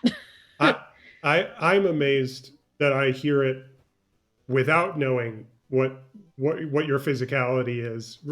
I'm amazed regardless of what's going on. Okay. Anyway, the it's not a problem. I'm not hearing it. I can keep talking and it's not an issue. Okay. I think in my reading of the movie, they signal enough that in my mind the stakes were, oh yeah, she has reason enough to fear that she will lose her family if she comes out. So I did not have an issue questioning why doesn't she just come out already. I bought into like how difficult that might be, given the way that they were presenting the parents. I guess the thing for me that was an issue was, if you do buy into that, then it gets sort of stressful and less fun. Yeah, see, I don't necessarily, I can see how it's intrinsically true in theory. And it has to do with, like, for example, how I feel the best part of the movie, in my opinion, is the Mary Holland character. Yes, she's amazing. Because she's so funny. And by the end of the movie, they also make the decision that even though she is a comedy character who is just there to do character comedy and make you laugh, they make the decision that also she is still a human person, and we're going to treat her with pathos and give her a moment where like she has an internal struggle that is not played for laughs. Yes, I thought they did a very good job with that too. And similarly, I think that knowing what I know about comedy films that have worked for me in the past, I think that it is not impossible to set up a high stakes situation with human pathos and still make a fun comedy out of that situation. Yeah. There could be like life and death stakes, and you could still like wring a lot of comedy out of it. It might be like a darker comedy, perhaps. So my big thing is what is missing from the movie. And I can understand why this is a can of worms that they did not want to open. And so it was just not necessary for them to tell their story. But realistically, what's missing from the movie is religion. Yes, that's true. Because he's running for mayor, and he makes a little speech about how like the tent poles of society, or whatever he calls them, are like family and something else and faith. And he mentions faith. And it's Christmas, and they spend Christmas Eve and Christmas together, and at no point do they go to church. And also these people, like, looking at their lifestyle and their values, and also the situation that he's in, where he's a candidate for mayor, they would not only go to church, but they would have like a relationship with their church leader to the point that that person would be like a prominent figure in their like socializing. Yeah. Which a big part of the movie is about, like their party hosting and their dinner going and their public. Yeah, they're going to church in part so that people will see them there. Right, exactly. Yeah. That doesn't happen in the movie. It absolutely would in this situation in real life. Yes, for sure. But they didn't want to open that can of worms. But had they done that, and had they used it to their advantage, it would have made the stakes clearer. And they could have told a story about how their religion was more about their public life than it was about how they treat each other privately. And also, I feel like then they also could have said, like, and that was wrong of us. Sure. Yeah. The little nitpicky thing, the smaller thing that I have to say about the movie is that what they really needed to do, which they could have easily done, is just cut the scene towards the end where the dad gets the phone call from the donor. From the what? From the top donor, the donor he was trying to court. Yes. Yeah. We do not need to see him pass that moral test in order to have a satisfying ending to this story. It is more than enough that he just comes down on Christmas Day and says, "This is hard for me, and it's going to take time for me to learn what I need to learn, but you're my family, I love you, and I want happiness for you, regardless of whatever is going on in your life, whatever shape or form that takes." That's the ending of this. That's the ending of the story. Yeah. And then in addition to that, they tack on this test that he has to pass in private with the donor, and his wife asks about it. And that was very unnecessary and very schmaltzy. Otherwise, I thought the movie was very charming and winning, and I enjoyed the movie. I enjoyed it too. I can't think about it too much. Does that make sense? Yeah, that's fair. It's kind of how I feel about Wonder Woman 84. Yeah. Like the more I think critically about it, the sloppier it looks. But but I just, sat and watched it and enjoyed it. Can I actually say that after we finished watching that movie, Kenny was like going off for like 20 minutes On problems with it? he was like, I just, that character really sucked and she was so disrespectful. And I don't know why they wrote her that way, but like wrote her as if she was being like appealing. And I was like, dude. Yeah. It's not a movie that has like that many problems, in my opinion. Well, he was then, I mean, but my point is that like he actually reacted to it the way I saw a lot of Twitter reacting to it. Yeah. And he is the straight one between the two of us. I think it just has like a few flaws and room for improvement, but yeah, overall it's like it was enjoyable and charming. Yeah, I do hope that this means now that we get more of these and that hopefully there's one that's not a coming out story. I will watch I will watch probably whatever the next Clea Duvall movie is. Yeah, I really like her. I have liked her for a while. I saw her first movie and then I looked her up when I was logging happiest season on Letterboxd, and I saw that there was a movie in between those two that I was totally not aware of, so I can't speak to that. But her first movie was called The Intervention, and it played at the Loft, and I remember thinking it was enjoyable. It's like kind of forgettable, but it was enjoyable to watch at the time. Do you know got a very good cast? Her birthday is the same as mine? No, I definitely did not know that. She's exactly 11 years older than I am. Is that why you gasped a moment ago? Yeah. Okay. So it's Mirth Madness, as the title of the stream tells you. Yeah.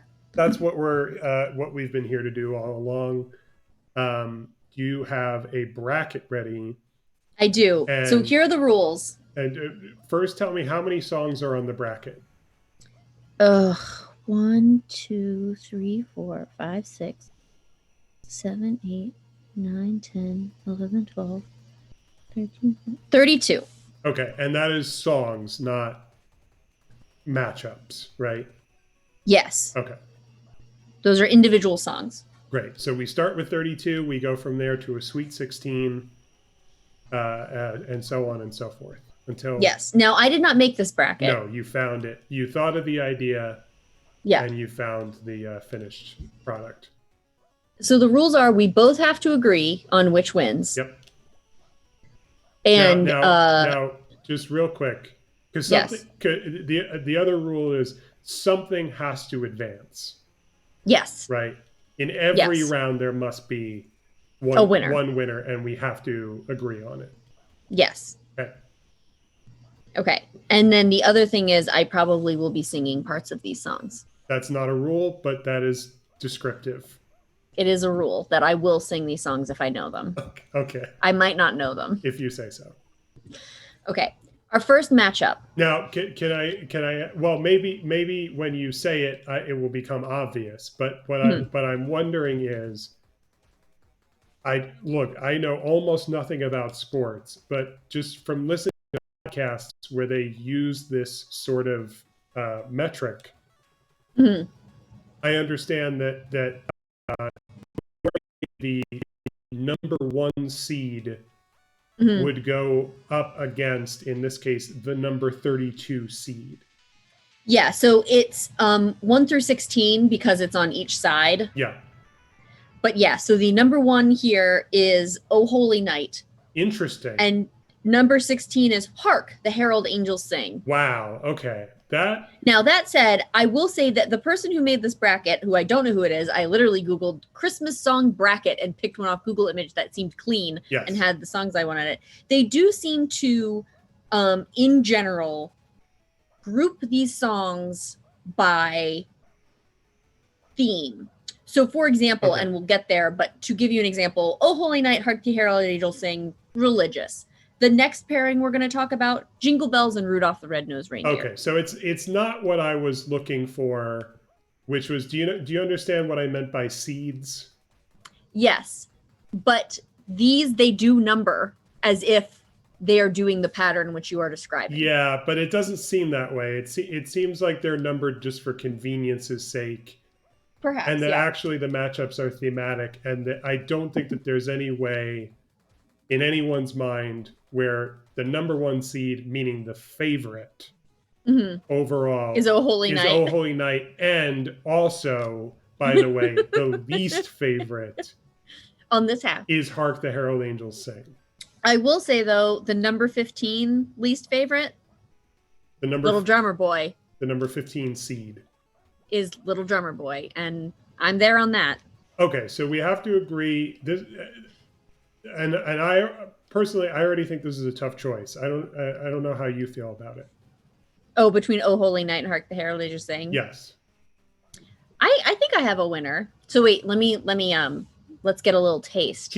Here's so go ahead, do it. Oh Holy Night, the lights are the stars are brightly shining. Stars are a kind of light. This suppose. is the night of our dear Savior's birth. That's right. Come say the words. We have a lot to get through. Number 2. Hark the herald angels sing, glory to the newborn King. That's not right. Peace on earth and mercy mild. Why are you singing? God and sinners reconcile. Why are you singing this to the wrong tune? Isn't that not Hark the Herald Angels Sing? Hark the Herald Angels Sing, glory to the newborn King. What song was I singing? I'm sure I could place it if you did it again. Hark the Herald Angels Sing. Wait. Okay, stop there. La la la la la la la. 'Tis the season to be jolly. Fa la la la la la la. Don we now our gay apparel. Fa la la la la la la la. Something Yuletide carol. Fa la la la la. I think that's Deck the Halls. Deck the halls with boughs of holly. To be fair, hark with an exclamation mark is like deck. Yes. More so than deck, really, in the terms of the way that you said to be fair a moment ago. I think you meant to be really generous. Hark the herald angels sing. So here's what I think. What Hark the Herald Angels Sing has in its corner is Charlie Brown. Yes. But what Oh Holy Night has in its corner is one of my favorite moments from any of these songs. Which is fall on your knees. Yeah. I think it almost doesn't get better than that. Yeah. So if it were up to me, I would say Oh Holy Night. I was gonna say Oh Holy Night too. Okay. Oh Holy. Even when I thought Hark the Herald Angels Sing was a different song. Oh Holy Night advances. And I just real quick, I'm right that is Oh Holy Night. Yes. Oh, holy night, the stars are brightly shining. It is the night of our dear Savior's birth. Yeah. Oh, night divine, oh, night. Oh, holy. Yeah. Oh,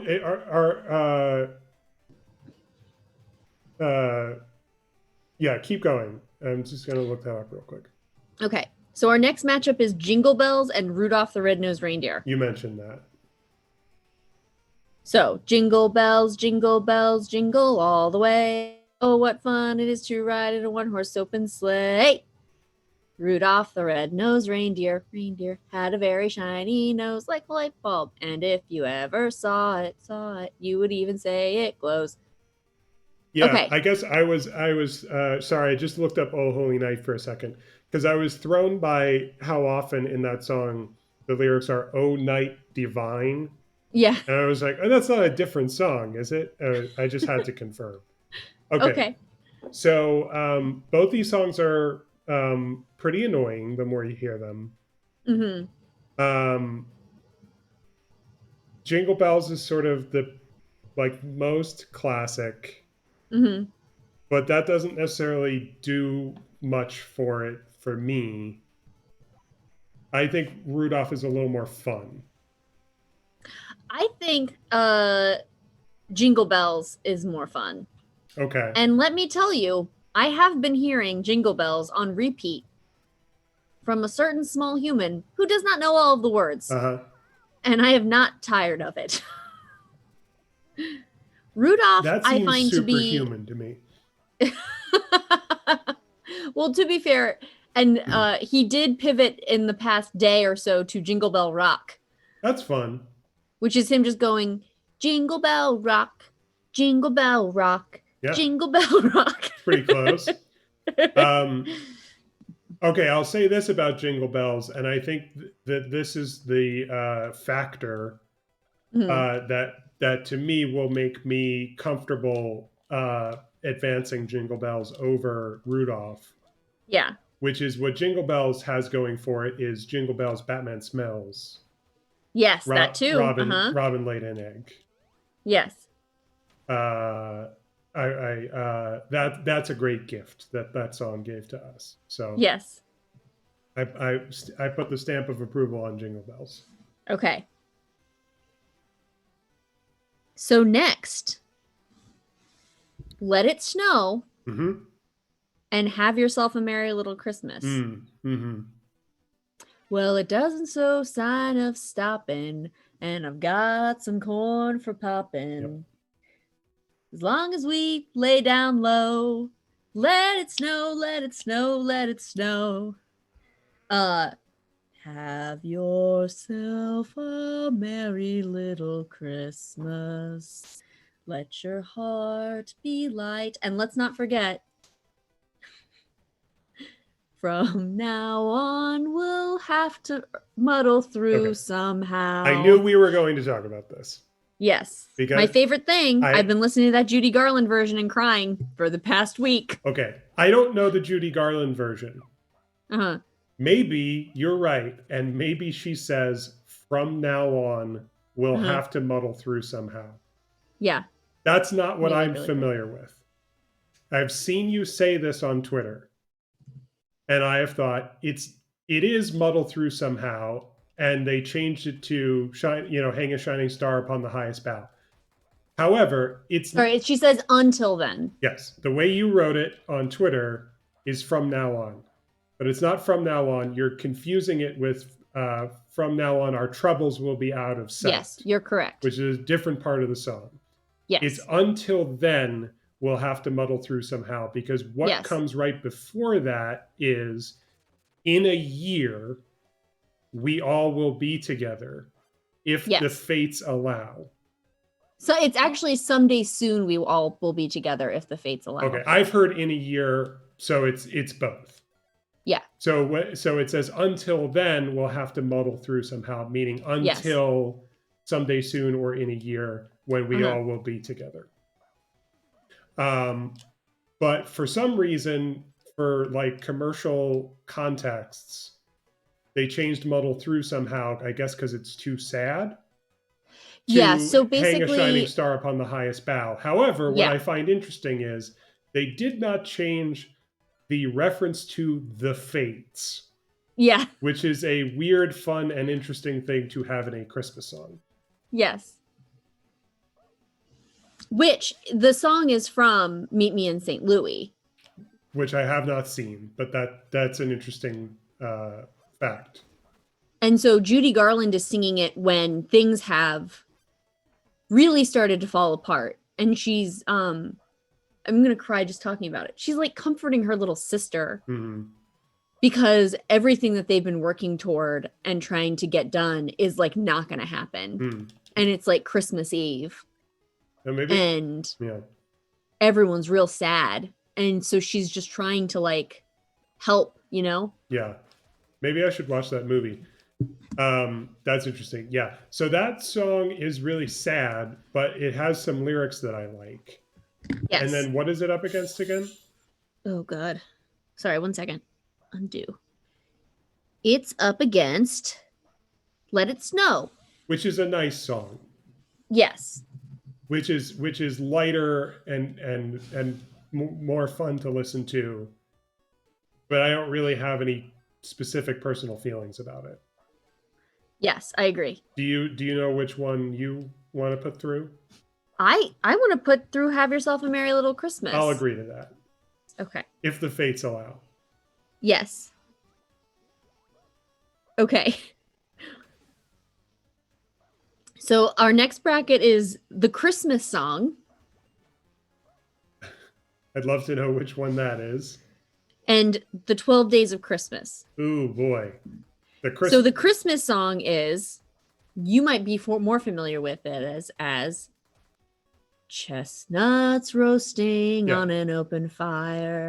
Easily that. Easily that one. Yeah. I probably can't think of something that wouldn't beat the 12 Days of Christmas. I think I would. I mean, it's not going to come to this because we already picked it. But if the 12 Days of Christmas was against Little Drummer Boy, I would pick 12 Days of Christmas. 12 Days of Christmas has its place, and its place is mainly being parodied. 12 Days, yes. But I would never want to sing it or hear it. 12 Days of Christmas is a good, we're in the car and we're driving really late at night and we're all tired and we're trying to keep our spirits up. You're saying it's the Christmas time equivalent of 99 bottles of beer on the wall. It's the equivalent of that. It's also the equivalent of like, we're all singing this song together and we're still somehow getting the words wrong and we need to fill time. Mm-hmm. Yeah. It's a lot like what I say. And children can do it. Mm-hmm. But okay. You're saying children can't sing about beer? Is that what you would have to call it pop. Mm-hmm. Okay. Our next one, and I have a clear winner for this, and I hope you agree with me. Yes. I'm dreaming of a white Christmas. Mm-hmm. And here comes Santa Claus, right down Santa Claus Lane, bum, bum, bum, mixing and vixen and doing toys with I'm Santa Claus again. Mm-hmm. Okay, what do you think I want? You definitely put more respect on White Christmas, which I love White Christmas. Yeah, that's great. And Santa Claus Lane is kind of a dorky little kid song. So I agree. With giving the edge to White Christmas. Also, I love the movie White Christmas. Yeah, we can't agree on that, but okay. Okay, next matchup. Joy to the world. Joy to the world, the Lord is come. Let earth receive her King. Mm-hmm. Or deck the halls with boughs of holly. We were just talking about this. That's kind of a tough one. I feel like these are kind of close to equal for me.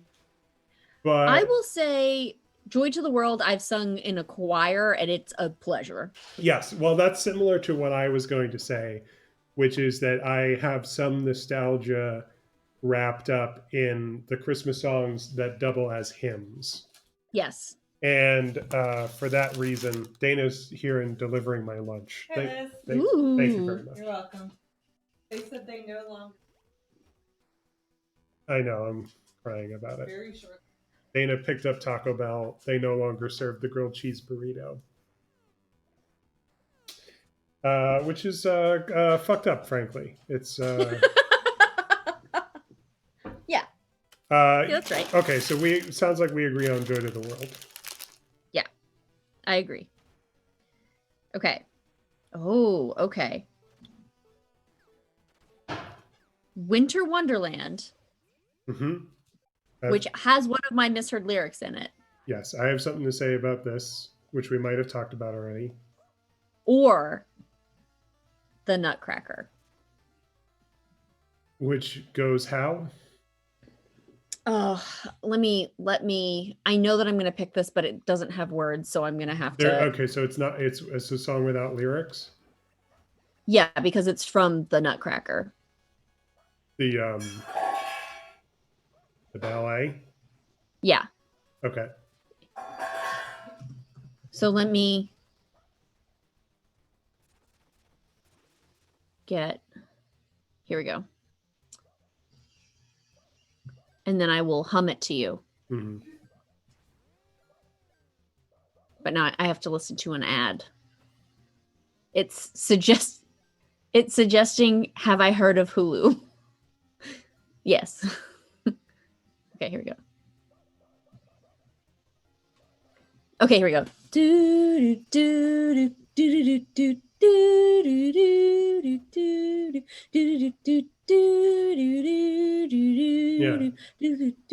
Okay.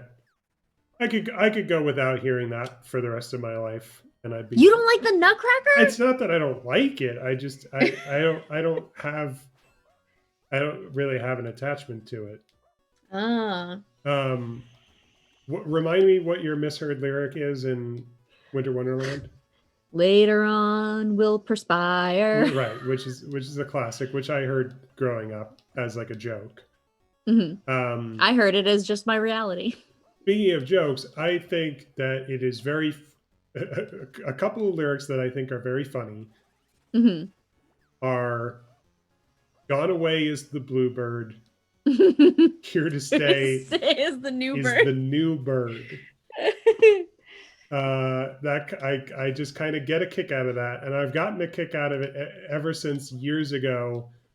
I saw a tweet that imagines a dialogue between the speaker and the new bird, where the speaker is like, "Where's Bluebird?" and the new bird says, "Gone." And the speaker says, "Well, who are you?" And then the bird shiftily like looks from side to side and then says, "I'm New Bird." I wish I could credit that, but I can't remember who posted it. Yeah. But yeah, I think that part of the song is so funny, and I would rather put that through than the Nutcracker song. Well, as much as I love the Nutcracker, I will say I do like the Nutcracker in its entirety most of all, as the whole thing. So I will be good with Winter Wonderland. All right. Okay. This one I think is an obvious one. Silent night. Yes. Holy night. A classic, yep. Versus what are the first lyrics to this? I'm getting it. Come, they told me, ba-rum-ba-bum-bum. This is Little Drummer Boy, which you were just expressing your hatred for. I hate that song. Okay. I don't hate it, but I also don't like it. So I'm happy to give it to Silent Night, which Good. you are. I love Silent Night. That's a beautiful song. Hearing like a choir sing Silent Night is like, whew. Yeah, absolutely. So that's our first half. We're going to go to the other half now. So we've done 16, and now we're going over to the other side of the bracket. Yes. Let me look up what exactly this song is. This is very exciting. Okay. So we're now over into some more of the popular music. Okay. Yes. More modern, perhaps. Yes. Mm-hmm. And so the first one here is "All I Want for Christmas Is You." Mm-hmm. Mm-hmm. All I want for Christmas. By the way, is you. If this is seeded, if this bracket is seeded, yeah, then kudos to them. That makes complete sense as a number one seed. Up against "Merry Christmas, Happy Holidays." Do you know this song? I had to look this up, but I knew it as soon as I looked it up. I don't know it by name. It's the NSYNC song. Merry Christmas. Happy Merry Christmas. Holidays. Yeah. All I want for Christmas is you. Yep. Clearly. Mm-hmm. Oop.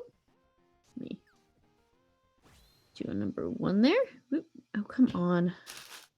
Oop. There we go. Okay. So now we have Wonderful Christmas. This is a Beatles matchup. This is the matchup of the century, in my opinion, because I think both of these songs are pretty bad. Yeah, I like Wonderful at Christmas Time. Okay, then we can put it through. But can I tell you why I like that better than Happy Xmas War is Over? Why? Because war is over if you want it feels so slut shamey to me. Yes, that's right. Like opposite slut shamey. Like, yeah, I want it. Yeah. I want it. I think I'm going to eat now. I hope you. Yeah, please. Yeah. I don't I'm mind. going to try not to embarrass myself. Okay, so we're going with are we good? Because Wonderful Christmas Time is what you sang with Dana, right? One time, yes.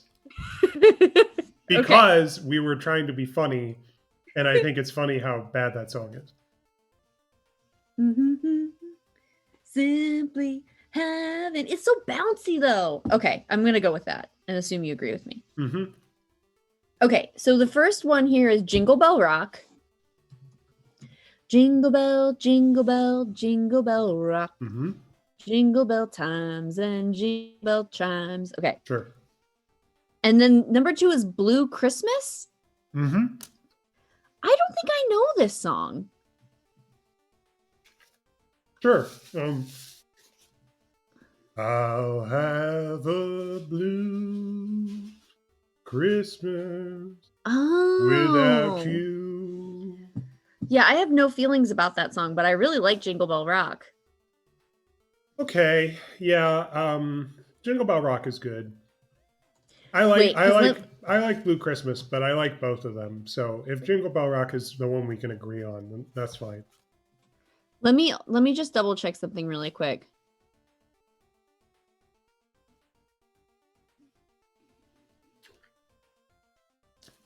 Okay, no, I'm thinking of something else. Okay, which I'm sure we'll get to. Have you ever listened to the Bright Eyes Christmas album? No. I think Bright Eyes. That sounds sad. I think Bright Eyes does a version of Blue Christmas, if I'm not mistaken. Okay, I'll have to listen to that. You should. Okay, so you're good with Jingle Bell Rock, though? Yep. Okay. Okay, so the next pairing is Last Christmas and This Christmas. What is This Christmas? This Christmas is apparently a song. Oh, okay. I'm seeing 2 different people who have done this song that it mostly known for. One is Donny Hathaway, but the other one is Chris Brown. Okay. Which is clearly not good. I'm not here. I'm going to play it really quick to see if I know it. Let's get to the lyrics. Oh, I know the song. This is this Christmas the fireside is blazing bright. We're caroling. Yeah, Last Christmas. Last Christmas. It was going to be a real hard sell for you to get me to not pick Last Christmas this first round, at least. I'm not like a Last Christmas purist for this whole bracket, but okay. This is a good one. It's the most wonderful time of the year. Which also has the line, there'll be much mistletoeing. Mm-hmm. And then let me get the lyrics right. This song is funny. I find the song very funny. Happiest season Yes. of all. The night wind to the little lamb. Okay. Do you see what I see? I was hoping that this would come up. Okay. Because as I have told Dana several times in the past month, maybe before that too, that song, the first version of that song that I ever knew was from an album of duets put out when I was a kid by Rosie O'Donnell. No. Where on every track it was a different Christmas song and it was a duet with a different person. And for that song, which is called what? Do You Hear What I Hear? Do You Hear What I Hear? Yeah. It was a duet with Rosie O'Donnell and Elmo.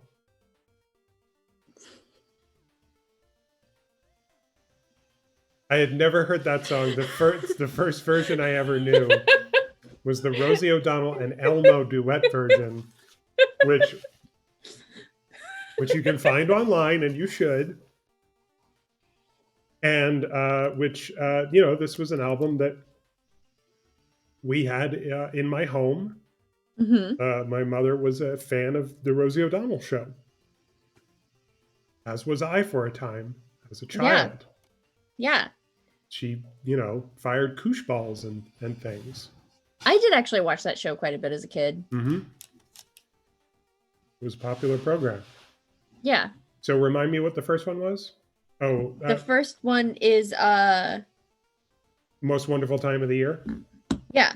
Yeah. I would probably give it to that one. Yeah, me too. Okay. This is, I actually think, one that I feel pretty mixed on. So the first one is Santa Baby. Oh. Awful. What's next? And, I think that song's very funny. Have a holly jolly Christmas. And in case you didn't hear, oh, by golly, have a holly jolly Christmas this year. If I never hear Santa Baby ever again, I'll be a happy man. I'm good with Holly Jolly Christmas. Yeah. Have you heard the Michael Bublé version of Santa Baby? Probably at some point. Okay, I'm not sure you have, because I'm hoping you would have a more visceral reaction. Do you know that he's changed a lot of the lyrics? I'm sure I heard this. I just can't remember the specifics. But this Noel Stevenson feels very familiar. Noel Stevenson, who did She-Ra, has described it on Twitter as a no homo version of Santa Baby. Uh-huh. So he calls him various different things. He calls him Santa Buddy. Yeah, Santa Poppy. Yes. I'm aware of this. I laughed. I heard that for the first time this year, and I laughed so hard. But yes, let's do Holly Jolly Christmas. Yes. Okay. It's beginning to look a lot like Christmas. Yes. Or rocking around the Christmas tree and the Christmas party hop. Now, I have two things about each of these songs that I am tender towards. And it's beginning to look a lot like Christmas. It has that lines about how even the stoplights are like festive. I forget exactly the line. Which I always felt such tenderness for as a kid, because I think I mentioned this before, like my grandfather always made really mundane things seem really important, but I realize now that part of that was him making them like special, if that makes sense. Yeah. And that line really reminds me of my grandfather. Now, Rockin' Around the Christmas Tree, I love to sing, but my favorite part of singing it is whatever like the main version of it that sings, it's like, she's like, maybe we'll have some pumpkin pie. Yes. And do you know what I always hear? Later we'll have some fucking pie. Yeah. Yeah. Yes. What are your feelings? Both these songs are fine. I'd be fine with either of them going through. I personally think I would get crushed by the pain wall after I went through a pipe just now. Personally, I think I would give it to the first option. It's beginning to look like Christmas. Me too. Okay, great. Okay, I'm going to look up the second lyrics to this, see if I can get it. Okay.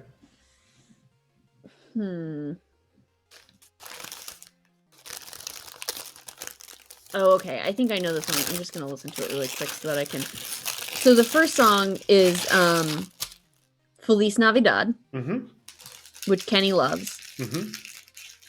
And the second song is Please Come Home for Christmas, which is the one that goes, bells will be ringing. Yeah, no, Feliz Navidad. Sad news. Yeah. 100%. Feliz Navidad. Kenny loves Feliz. Okay, so that's our first bracket. So we've narrowed 32 down to 16. Yes. Oh, no. Sorry, 1 second. I'm not sure it's saved. I was doing this on my phone, and I think it maybe didn't save our first half. God. Okay, that's okay. I can remember what they are. Really quick. So we just... Oh, nope, not that. Okay, so we decided on Oh Holy Night. Did we go Jingle Bells? Yes, Batman Smells. Yes, Jingle Bells. Have Yourself a Merry Little A Christmas. Metal Little Christmas. That sounds pretty cool. The Christmas song. White Christmas. Joy to the World. Winter Wonderland. Silent Night. Okay. Okay, so our first matchup on the other side is Oh Holy Night against Jingle Bells. Oh Holy Night for me. Oh, me too. Good. Now we have Yourself a Merry Little Christmas against the Christmas song. And remind me again. Chestnuts roasting on an open fire. Against what? Have yourself a merry little Christmas. Those feel very similar to me. Do you have an opinion? I think the Christmas song is a little bit jollier. I think that song is tender but positive.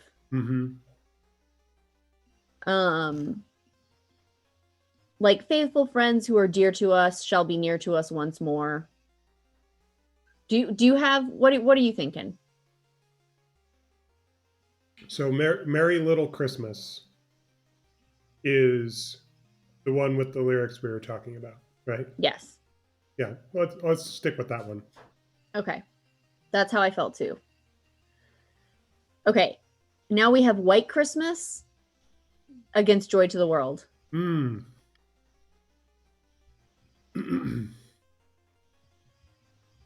I might prefer Joy to the World. I do too. That song is so fun to sing and it's like really beautiful. Okay, and now we're at Winter Wonderland against Silent Night. So the new bird. The new bird against the tender quiet time. The tender infant. Yes, and mild. I'm sorry, the holy infant. So tender and mild. Yeah. So I have to shout out another tweet, which is I enjoy hearing holy infant so tender and mild because of a time when I saw a picture. It appeared to be in a red carpet scenario. A picture of Adam Driver holding BB-8 like this. And whoever tweeted it captioned that holy infant so tender and mild. So I have that association to deal with.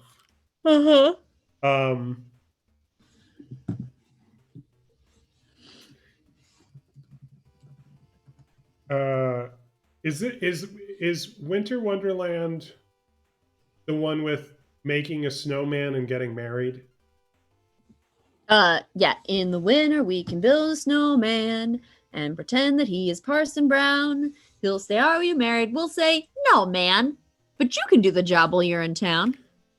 I don't like that part. No, that part's super weird. Is that Winter Wonderland or is that another? Yeah. It is. Yeah. I might prefer Silent Night. I think so too. Okay. I think I'm gonna go classic there. Right. Okay. So now we're on to the next bracket.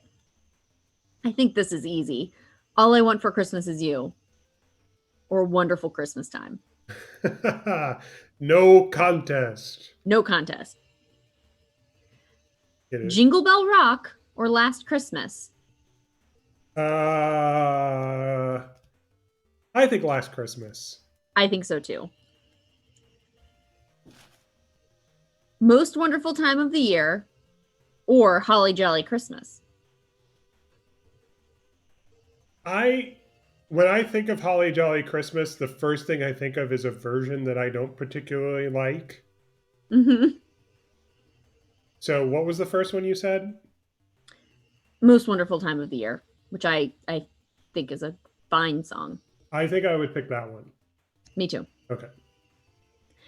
And then It's beginning to look a lot like Christmas or Feliz Navidad. That's a tough choice for me. I like both those songs. I don't love Feliz Navidad. Kenny loves that song. Okay.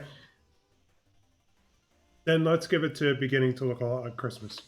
Nice. Okay. Final 4. Wow, are we down to 4 already? Yeah. That's how it works, man. When you cut it in half, it goes quick. Wait, 4 songs or 4 rounds? This is 4 songs. Okay. Okay, because we started with 16, but then our first choices cut it down to 8. No, we started with 32 songs. Sorry, we started with 32 16 on songs. each side. 16 on each side. Our first round cut it down to 16. 8 on each side. 8 on each side. Our second round, we have now cut it down to 8. So now we're cutting it down to the final 4. 4 on each side. 2 on each side. Songs. We just did 4 on each side. Now we're doing 2 on each side. Okay. Okay. Oh, Holy Night. Have yourself a merry little Christmas. So this is a really tough matchup Yes. because I like in a year we all will be together, or someday soon we all will be together if the fates allow. But I really like Fall on Your Knees. Yeah. And I also have to shout out that my opinion of Oh Holy Night is somewhat colored by a version of it that I heard when I was a kid, sung by Eric Cartman, which I remember. I don't know if other people. So when I remember the days like before iPods, when we were using like Napster, LimeWire, and Kazaa, I remember just like a handful of songs. Yeah. That I used those programs to download and that I listened to a lot. And one of them was Cartman singing Oh Holy Night. Okay. I was going to go with Oh Holy Night anyway, so. Okay. Then let's agree on that one. But somewhat mournfully, because I do really like Have Yourself a Merry Little Christmas. Me too. It's the thing. One more note on Have Yourself a Merry Little Christmas is even the updated version, let's say, manages to pull off some like the feeling of something being both joyful and deeply sad at the same time, which I think is really difficult to pull off in general, even though it's a feeling I think that we feel all of the time. In a Christmas song, which are, as we've sort of discussed, oftentimes quite hokey. Yeah. So anyway, Joy to the World or Silent Night? Silent Night is very pretty. Yes. Silent Night is one of those songs that when I hear it in a church, I'm like, I could be religious if it's just this. Sure. It's very pretty, but I would rather hear Joy to the World. Me too. Okay. All I Want for... This is a matchup. All I Want for Christmas Is You or Last Christmas? This is a very important matchup. This is like these are the twin pillars of modern classic Christmas songs. pop music Christmas songs. I think the better song is All I Want for Christmas Is You. I think so too, and I actually have a specific reason for that, which is that that song's incredibly technically difficult. Very few people can actually sing that song well. So besides the fact that it's a banger and it slaps, and I basically don't get tired of hearing it. Yeah. it's also sort of one of those songs. I think I feel like Pop Tompkins and Janie were talking about this at the Stay F Homekins, where they were saying that like pop singers always have to dance except Mariah Carey. And I feel like this is that, right? It's like, yeah, she doesn't have to dance because she can sing the song and basically nobody else can sing the song. Right. Okay. Our next matchup is The Most Wonderful Time of the Year, and It's Beginning to Look a Lot Like Christmas, which I feel like is a very even matchup.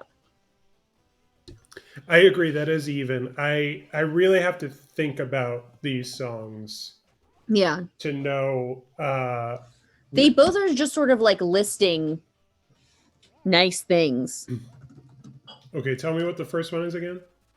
It's the most wonderful time of the year with the kids jingle belling and everyone telling you to be of good cheer. It's the most wonderful time of the year. It's the happiest season of them all. There's like There'll be parties for hosting, marshmallows for toasting, and caroling out of this. Oh, you know what though? This one has there'll be scary ghost stories and tales of the glories of Christmas's long time ago. Which is pretty cool, yeah. Because Kenny was telling me that used to be a thing, is that you tell ghost stories. Yeah. What's the song? I'm sort of half remembering. I need to get to this in my brain. I'm halfway there. What's the song? There's a birthday party at the home of Farmer Gray. It'll be the perfect ending to the perfect day. Which song is that? Is it one that we eliminated already? The single stop. 1 second. I think it is. I can only hear Karen Carpenter singing that. It's Sleigh Ride, which was not one that we actually did. Not here. Okay, that's interesting. Yeah, I just wanted to say real quick, for some reason, so there's a birthday party at the home of, and then I don't know what the name is. Farmer Gray. Okay, Farmer. You were right. Farmer. No, you said it, not me. Sorry. Farmer Gray. I was right.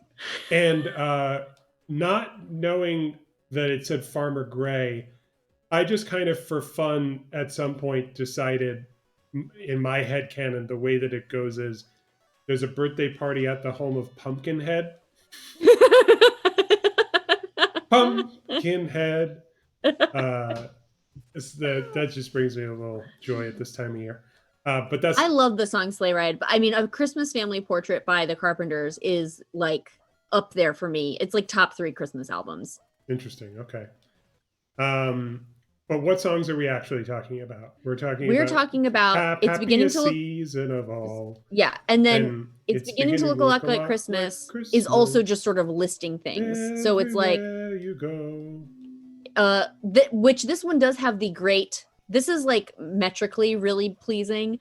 A pair of hop-along boots and a pistol that shoots is the wish of Barney and Ben. Does little talk and we'll go for a walk is the hope of Janice and Jen. And Mom and Dad can hardly wait for school to start again. That is a lot of fun. I was not planning on talking about this. This is a memory that just came back to me in a very vague way. And I wonder if you can Google this, and I wonder if this is a thing or if it's a thing that I made up. Okay. But for some reason, in my distant memory, I associate that song with Regis Philbin. It's Beginning to Look a Lot Like Christmas? For some reason, I have in my head, like from my childhood, a vague memory of a version of that song where it's Regis going like, the traffic!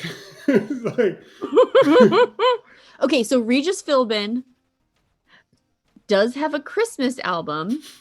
We probably also had this in our home at some point, like the Rosie album I was talking about. I'm trying to see if there's a track listing. Okay, I understand, Amazon. I don't care. Go away. I'm not actually buying something from you. My computer has frozen. Beginning to look. This broke me. Like Christmas.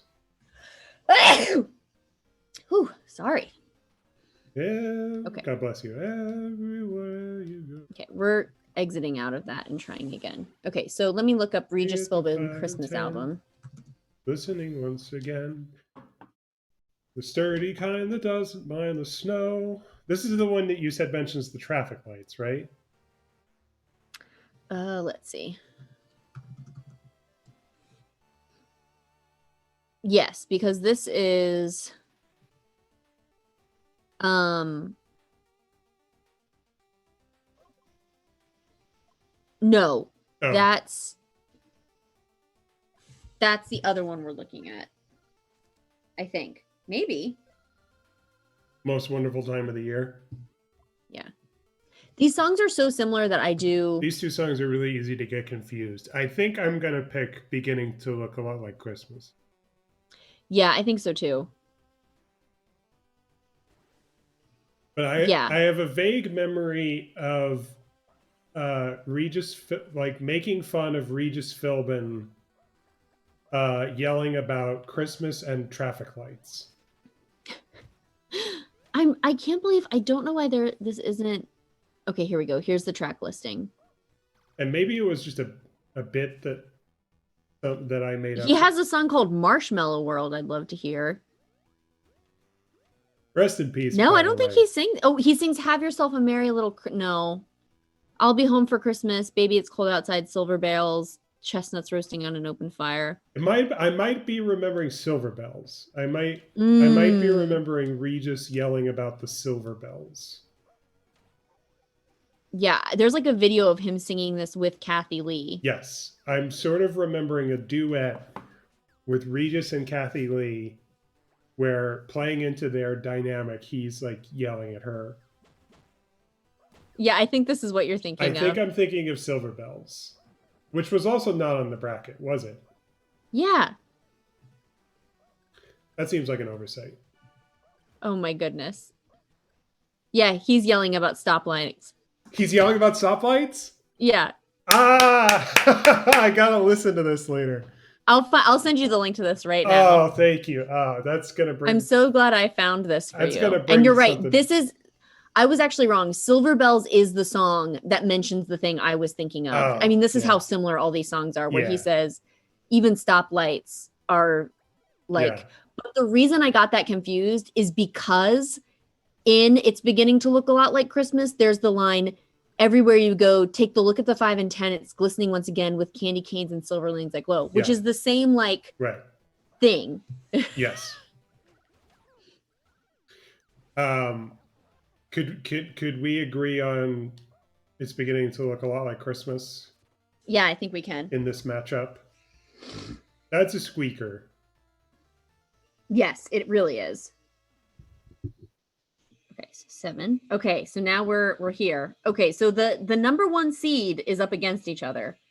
Because this is, now we're at the end, right? So now we're picking the songs that are going to be the 2. The final 2.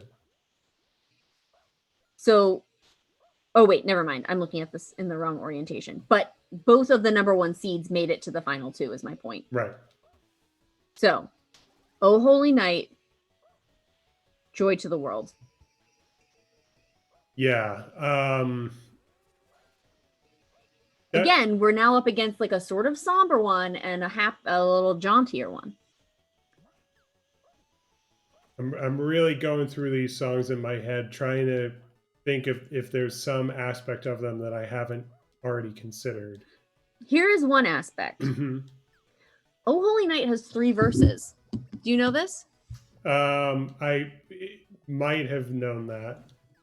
So the second verses, so the Fall on Your Knees is the first verse. Mm-hmm.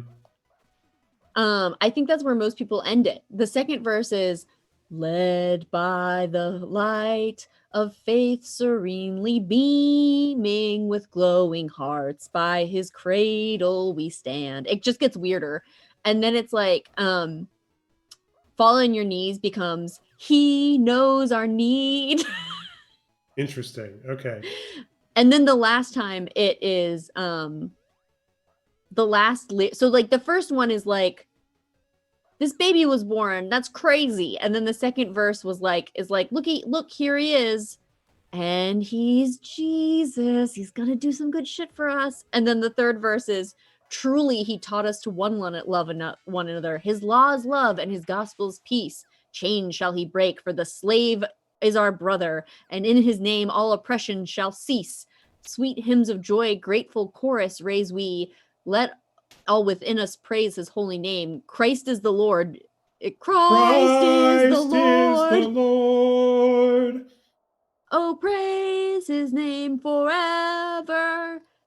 And then it's his power and glory evermore proclaim, which I have no idea how to fit that into O Night Divine, O Night when Christ was born. This feels to me like, I don't know that I specifically remember this, but it feels to me like one of those hymns that we would sing in church, and the instructions would be, okay, we're going to sing this hymn, but we're going to sing verses 1 and 3.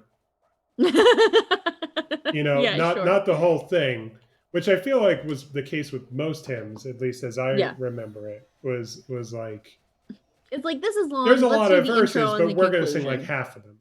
Yeah. I wonder if there's a lot of extra lyrics to Joy to the World too. I think there probably is. Gotta tell you, I'm really vibing on Oh Holy Night right now. I know. I'm sure that there are other Joy verses. to the World. Joy to the World does have more lyrics, but they're more familiar. It's like, he rules the world with truth and grace, and makes the nations prove the glories of his righteousness, and wonders of his love, and wonders of his love. I think I'm gonna go with. I think Joy to the World. I just think Joy to the World's more fun. Joy to the world, the Lord is come. I'm thinking to myself, I'm thinking about the lyrics now through the lens of how much of a Christmas song is this? Mm-hmm. And I guess it's Christmas because the Lord is come. It's like, okay, he was just born. Let earth receive her king. I will say too, I feel like if you're looking at it from that angle, Oh Holy Night sort of ends completely unrelated to Christmas. It skips ahead to truly he taught us to love one another. Well, dude was just born, so he hasn't done shit yet, except maybe inspire us. Mm-hmm. Yeah. Yeah, here's how I'll frame it to accept this outcome. Mm-hmm. Joy to the World is more like overall consistent. Yes. Like Oh Holy Night has that one part. But then they screwed up the second two times. That I think is phenomenal. Yes. But Joy to the World is a more overall start to finish banger. So yeah, as much as I was rooting for Oh Holy Night, I'm gonna agree to give it to Joy to the World. Okay. And I think this is gonna be easy. All I Want for Christmas is You, or it's beginning to look a lot like Christmas. Yeah, I thought that it would kind of come down to a matchup like that. It's pretty easy to give it to All I Want for Christmas Is You. So now we're in between Joy to the World and All I Want for Christmas Is You. This is the championship. And I just think it's All I Want for Christmas Is You. It's great. I don't know if it's that good. Yeah? You think so? I think All I Want for Christmas Is You is the pinnacle of modern pop Christmas song. Mm-hmm. But I don't know if it's so great that I want to crown it best overall Christmas song. Uh-huh. I would rather see Joy to the World win.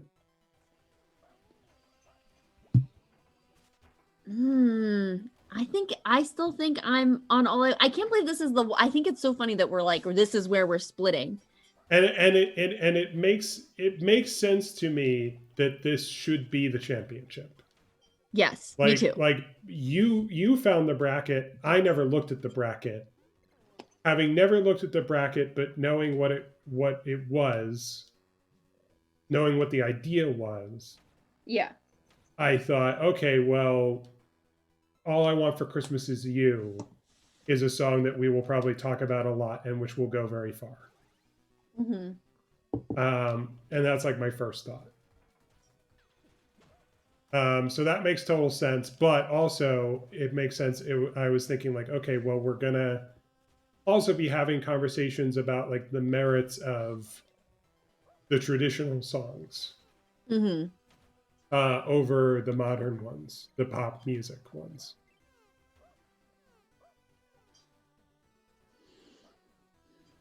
Yeah, and I think that this makes sense too, that I, who was not raised in a particularly religious context, is like, yes, I would like the pop song. Yeah, that is the song I have the most nostalgia for. I'm trying to I'm trying to think about I'm going over in my head sort of in more detail what it's like to listen to All I Want for Christmas Is You and like sort of what the lyrics are. Okay, so the thing with All I Want for Christmas Is You, let me look up the lyrics really quick. Is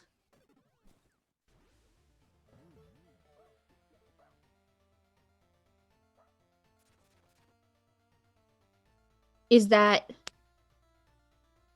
where is it that she hits the note? She hits a note at one point in this song and it is ethereal. Like,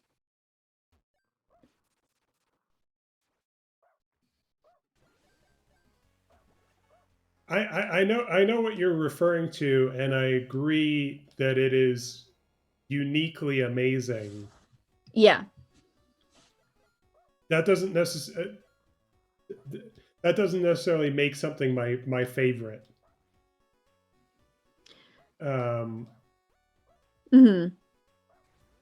It's like, okay, on paper that might be the greatest achievement technically. Yes. But there are plenty of movies that are like unprecedented technical achievements that like I'd still rather watch. Oh no, and I don't mean that it's only a technical achievement. I know mean, you the don't. song. I know you don't. I'm just saying. I guess what I mean for that song is like isn't going to sway me. What I mean is like the song rules.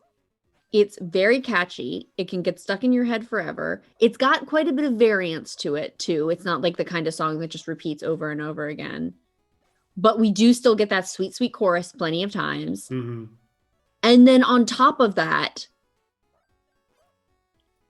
is this like technical icing of it being incredibly precise and difficult. Yeah. There is, I will say, and unique, I guess is the point. I think it's unique. Yeah. I will say I do have to admit that there is something magical about just hearing the opening of All I Want for Christmas Is You. Like it really energizes me just to hear that opening sort of salvo. Mm-hmm. And it's really just like oh shit, here we go, sort of a moment for the season and for the listening experience. So yeah, I guess what I have to accept is that in the end I don't have a strong enough case to make for Joy to the World over Mariah Carey. And therefore I have to accept the result. Which is that you're right. Woo! About this one. I will say though, clearly I think Joy to the World is the best of the like traditional hymns. Mm-hmm. But I think that part of my problem with it, when we're looking at these two songs together, is that there are other songs sort of like Joy to the World. Yeah. And I don't think there's another single song anywhere near to All I Want for Christmas Is You. Yeah. Now, of course, it has to be said that there is a modern Christmas song which is better than all of these, which is "Don't Shoot Me, Santa" by the Killers, which is my favorite Christmas song. But going by the bracket, and which was clearly built on popular opinion, we found it. Yeah, we didn't have any Dominic the Christmas Donkey. Jiggity jig. I did not hear that song until I had been dating Kenny for many years. I was fully an adult. And he was like, "What do you mean you don't know about Dominic the Christmas Donkey?" And I was like, "I literally don't know what you're talking about, and also it sounds fake." Yeah, just some other songs that we didn't hear mentioned. The Chipmunk song. Yes. Christmas, don't be late. That song. Yeah. The a hula hoop. A hula hoop he wants. I do really find pleasure in the way he pronounces hula hoop. And you've heard the Tegan and Sarah version of that song, right? I don't think so. Oh, okay. Well, now I have a link that I have to send you. Yeah. Other songs we didn't mention. I'm getting nothing for Christmas. I don't know that one. You don't know that one? No. Mommy and Daddy are mad. I'm getting nothing for Christmas. 'Cause I ain't been nothing but bad. That's a fun song. Also, all I want for Christmas, I don't even know the lyrics, is my two front teeth. I mean the melody. Oh, yeah. All I want for Christmas is my two front teeth. I saw Mommy kissing Santa Claus. That was not there. This bracket could easily be done with starting with 64. Yeah, I think so. From there. We didn't. What's that song? I'm only half remembering about the little kid who doesn't want to go to sleep. Donde está Santa Claus? Do you know that one? No. Mamacita, donde está Santa Claus? Oh, where is Santa Claus? It's Christmas Eve. Also, that Christmas Shoes song. Oh, yeah. Glad we did not talk about that one. That one would lose immediately, but... Here's one that I like that we didn't talk about. Melakaliki Maka is the wise way. Something Island Christmas Day. It's like how they say Merry Christmas in Hawaii. Melakaliki Maka is the thing. I may have only heard that song a couple of times in my life. That's a fun one. I like that one. And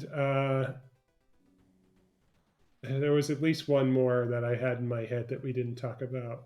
There's a couple of like punk rock specific Christmas songs that I like that I can't think of right now. Like I mentioned 12/23/95, of course, but I remember what it was. Do you know the song about seeing the ships?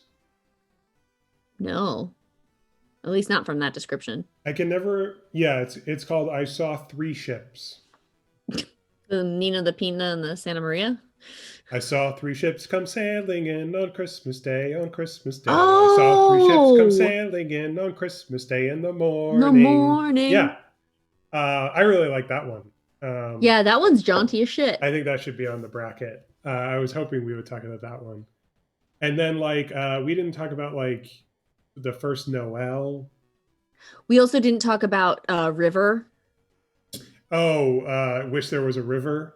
By Joni Mitchell. Yes. I know that one as well. Another good sad Christmas song. I have a Christmas playlist. We didn't talk about the fucking Ben Folds song.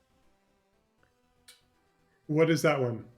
Oh, 1 second. This one's depressing. There a Christmas version of Brick that I don't know about? Oh, yeah. Oh wait, that doesn't take place at Christmas? Maybe it does. I don't remember. Ben Folds did a song for the Grinch called Lonely Christmas Eve. You're not thinking of that, are you? No, I'm thinking of Brick, which I thought okay. took place at Christmas. Maybe it does, and I was not aware of that facet of the lyrics. Look up Lonely. Yeah, it doesn't take place on Christmas. Oh, day after Christmas, right? 6 a.m. day after Christmas. I forgot. Yes. Totally forgot about that, but you're right. That is how that song starts. Because I remember the first time I heard that song, the real feeling I got from it was, it's cold. You know, I'm so like, I know that we joke about me liking the sun and liking being warm, but like truly that's what my brain keys in onto. Like, is this person physically comfortable or not? Right. Look up Lonely Christmas Eve by Ben Folds and listen to it when you get a chance. I think that's a fun song. Okay. And that reminds me that, by the way, one of my favorite songs to listen to at Christmas time is the song from How the Grinch Stole Christmas about the Grinch. Oh, yes, with Thurl Ravenscroft. You're a mean one, Mr. Grinch. But what I mean, that song is just nonstop home runs from start to finish. But my favorite is the 3 words I would use to describe you. Being stink, stank, stunk. But in between, my favorite part is when he says, and I quote. Quoting what? I think that is such a funny bit. And now I'm just looking at my Christmas song playlist on YouTube, just seeing if there are any big oversights we haven't mentioned. There's Carol of the Bells. We didn't talk about that. Oh, yeah. I hate Carol of the Bells. After Nutcracker came up in the bracket, I thought for sure Carol of the Bells was going to be on there. So 2 Hanif tweets that I wanted to share. There was no O Tenenbaum on the bracket. Oh, right. Yeah. The first was about the Grinch. And it was, they really hit the Grinch with 6 verses of straight insults back to back with no chorus. A lot of tweets about the Grinch this year, which I won't lie, I've been enjoying. But he has another tweet, and he tweeted this last year too. And I'm going to find it. I know I also liked it, but I'm searching for it right now. Was We Wish You a Merry Christmas even on the bracket? I don't remember talking about it. Huh? What? We Wish You a Merry Christmas was not on there. Wow, that's weird, right? Yeah, that one's weird. That should have been on the bracket for sure. Okay, I found the tweet. So he's tweeted different iterations of this over the past couple years because Hanif, of course, is Muslim, and so he did not grow up celebrating Christmas. So now he is sort of receiving Christmas songs as more objectively than we are. Yes. And he tweeted on November 1st of this year, but he's tweeted different iterations of this in the past. Top 3 Christmas song themes. I know very little about Christmas. 3, weather check, vibe check, parentheses, quote, snow is good and it is happening. 2, it is wintertime and I would like to be kissed or at least watch 2 other people kiss. Kissing 1, is important. Y'all coming to bring some gifts to this baby or what? That's kind of the religious angle, yes. That's fun. Well, congratulations to Mariah Carey. We did it. We really did it, and so did she. Yeah, I think we did a good job, and I think that we made some good choices. So signing off for 2020. Yeah. Merry Christmas time and a Happy New Year. And a joyous, everything else. Yes. And I'm going to end the stream now. Good. Okay. I'm gonna go pee. I'll be right back. Bye.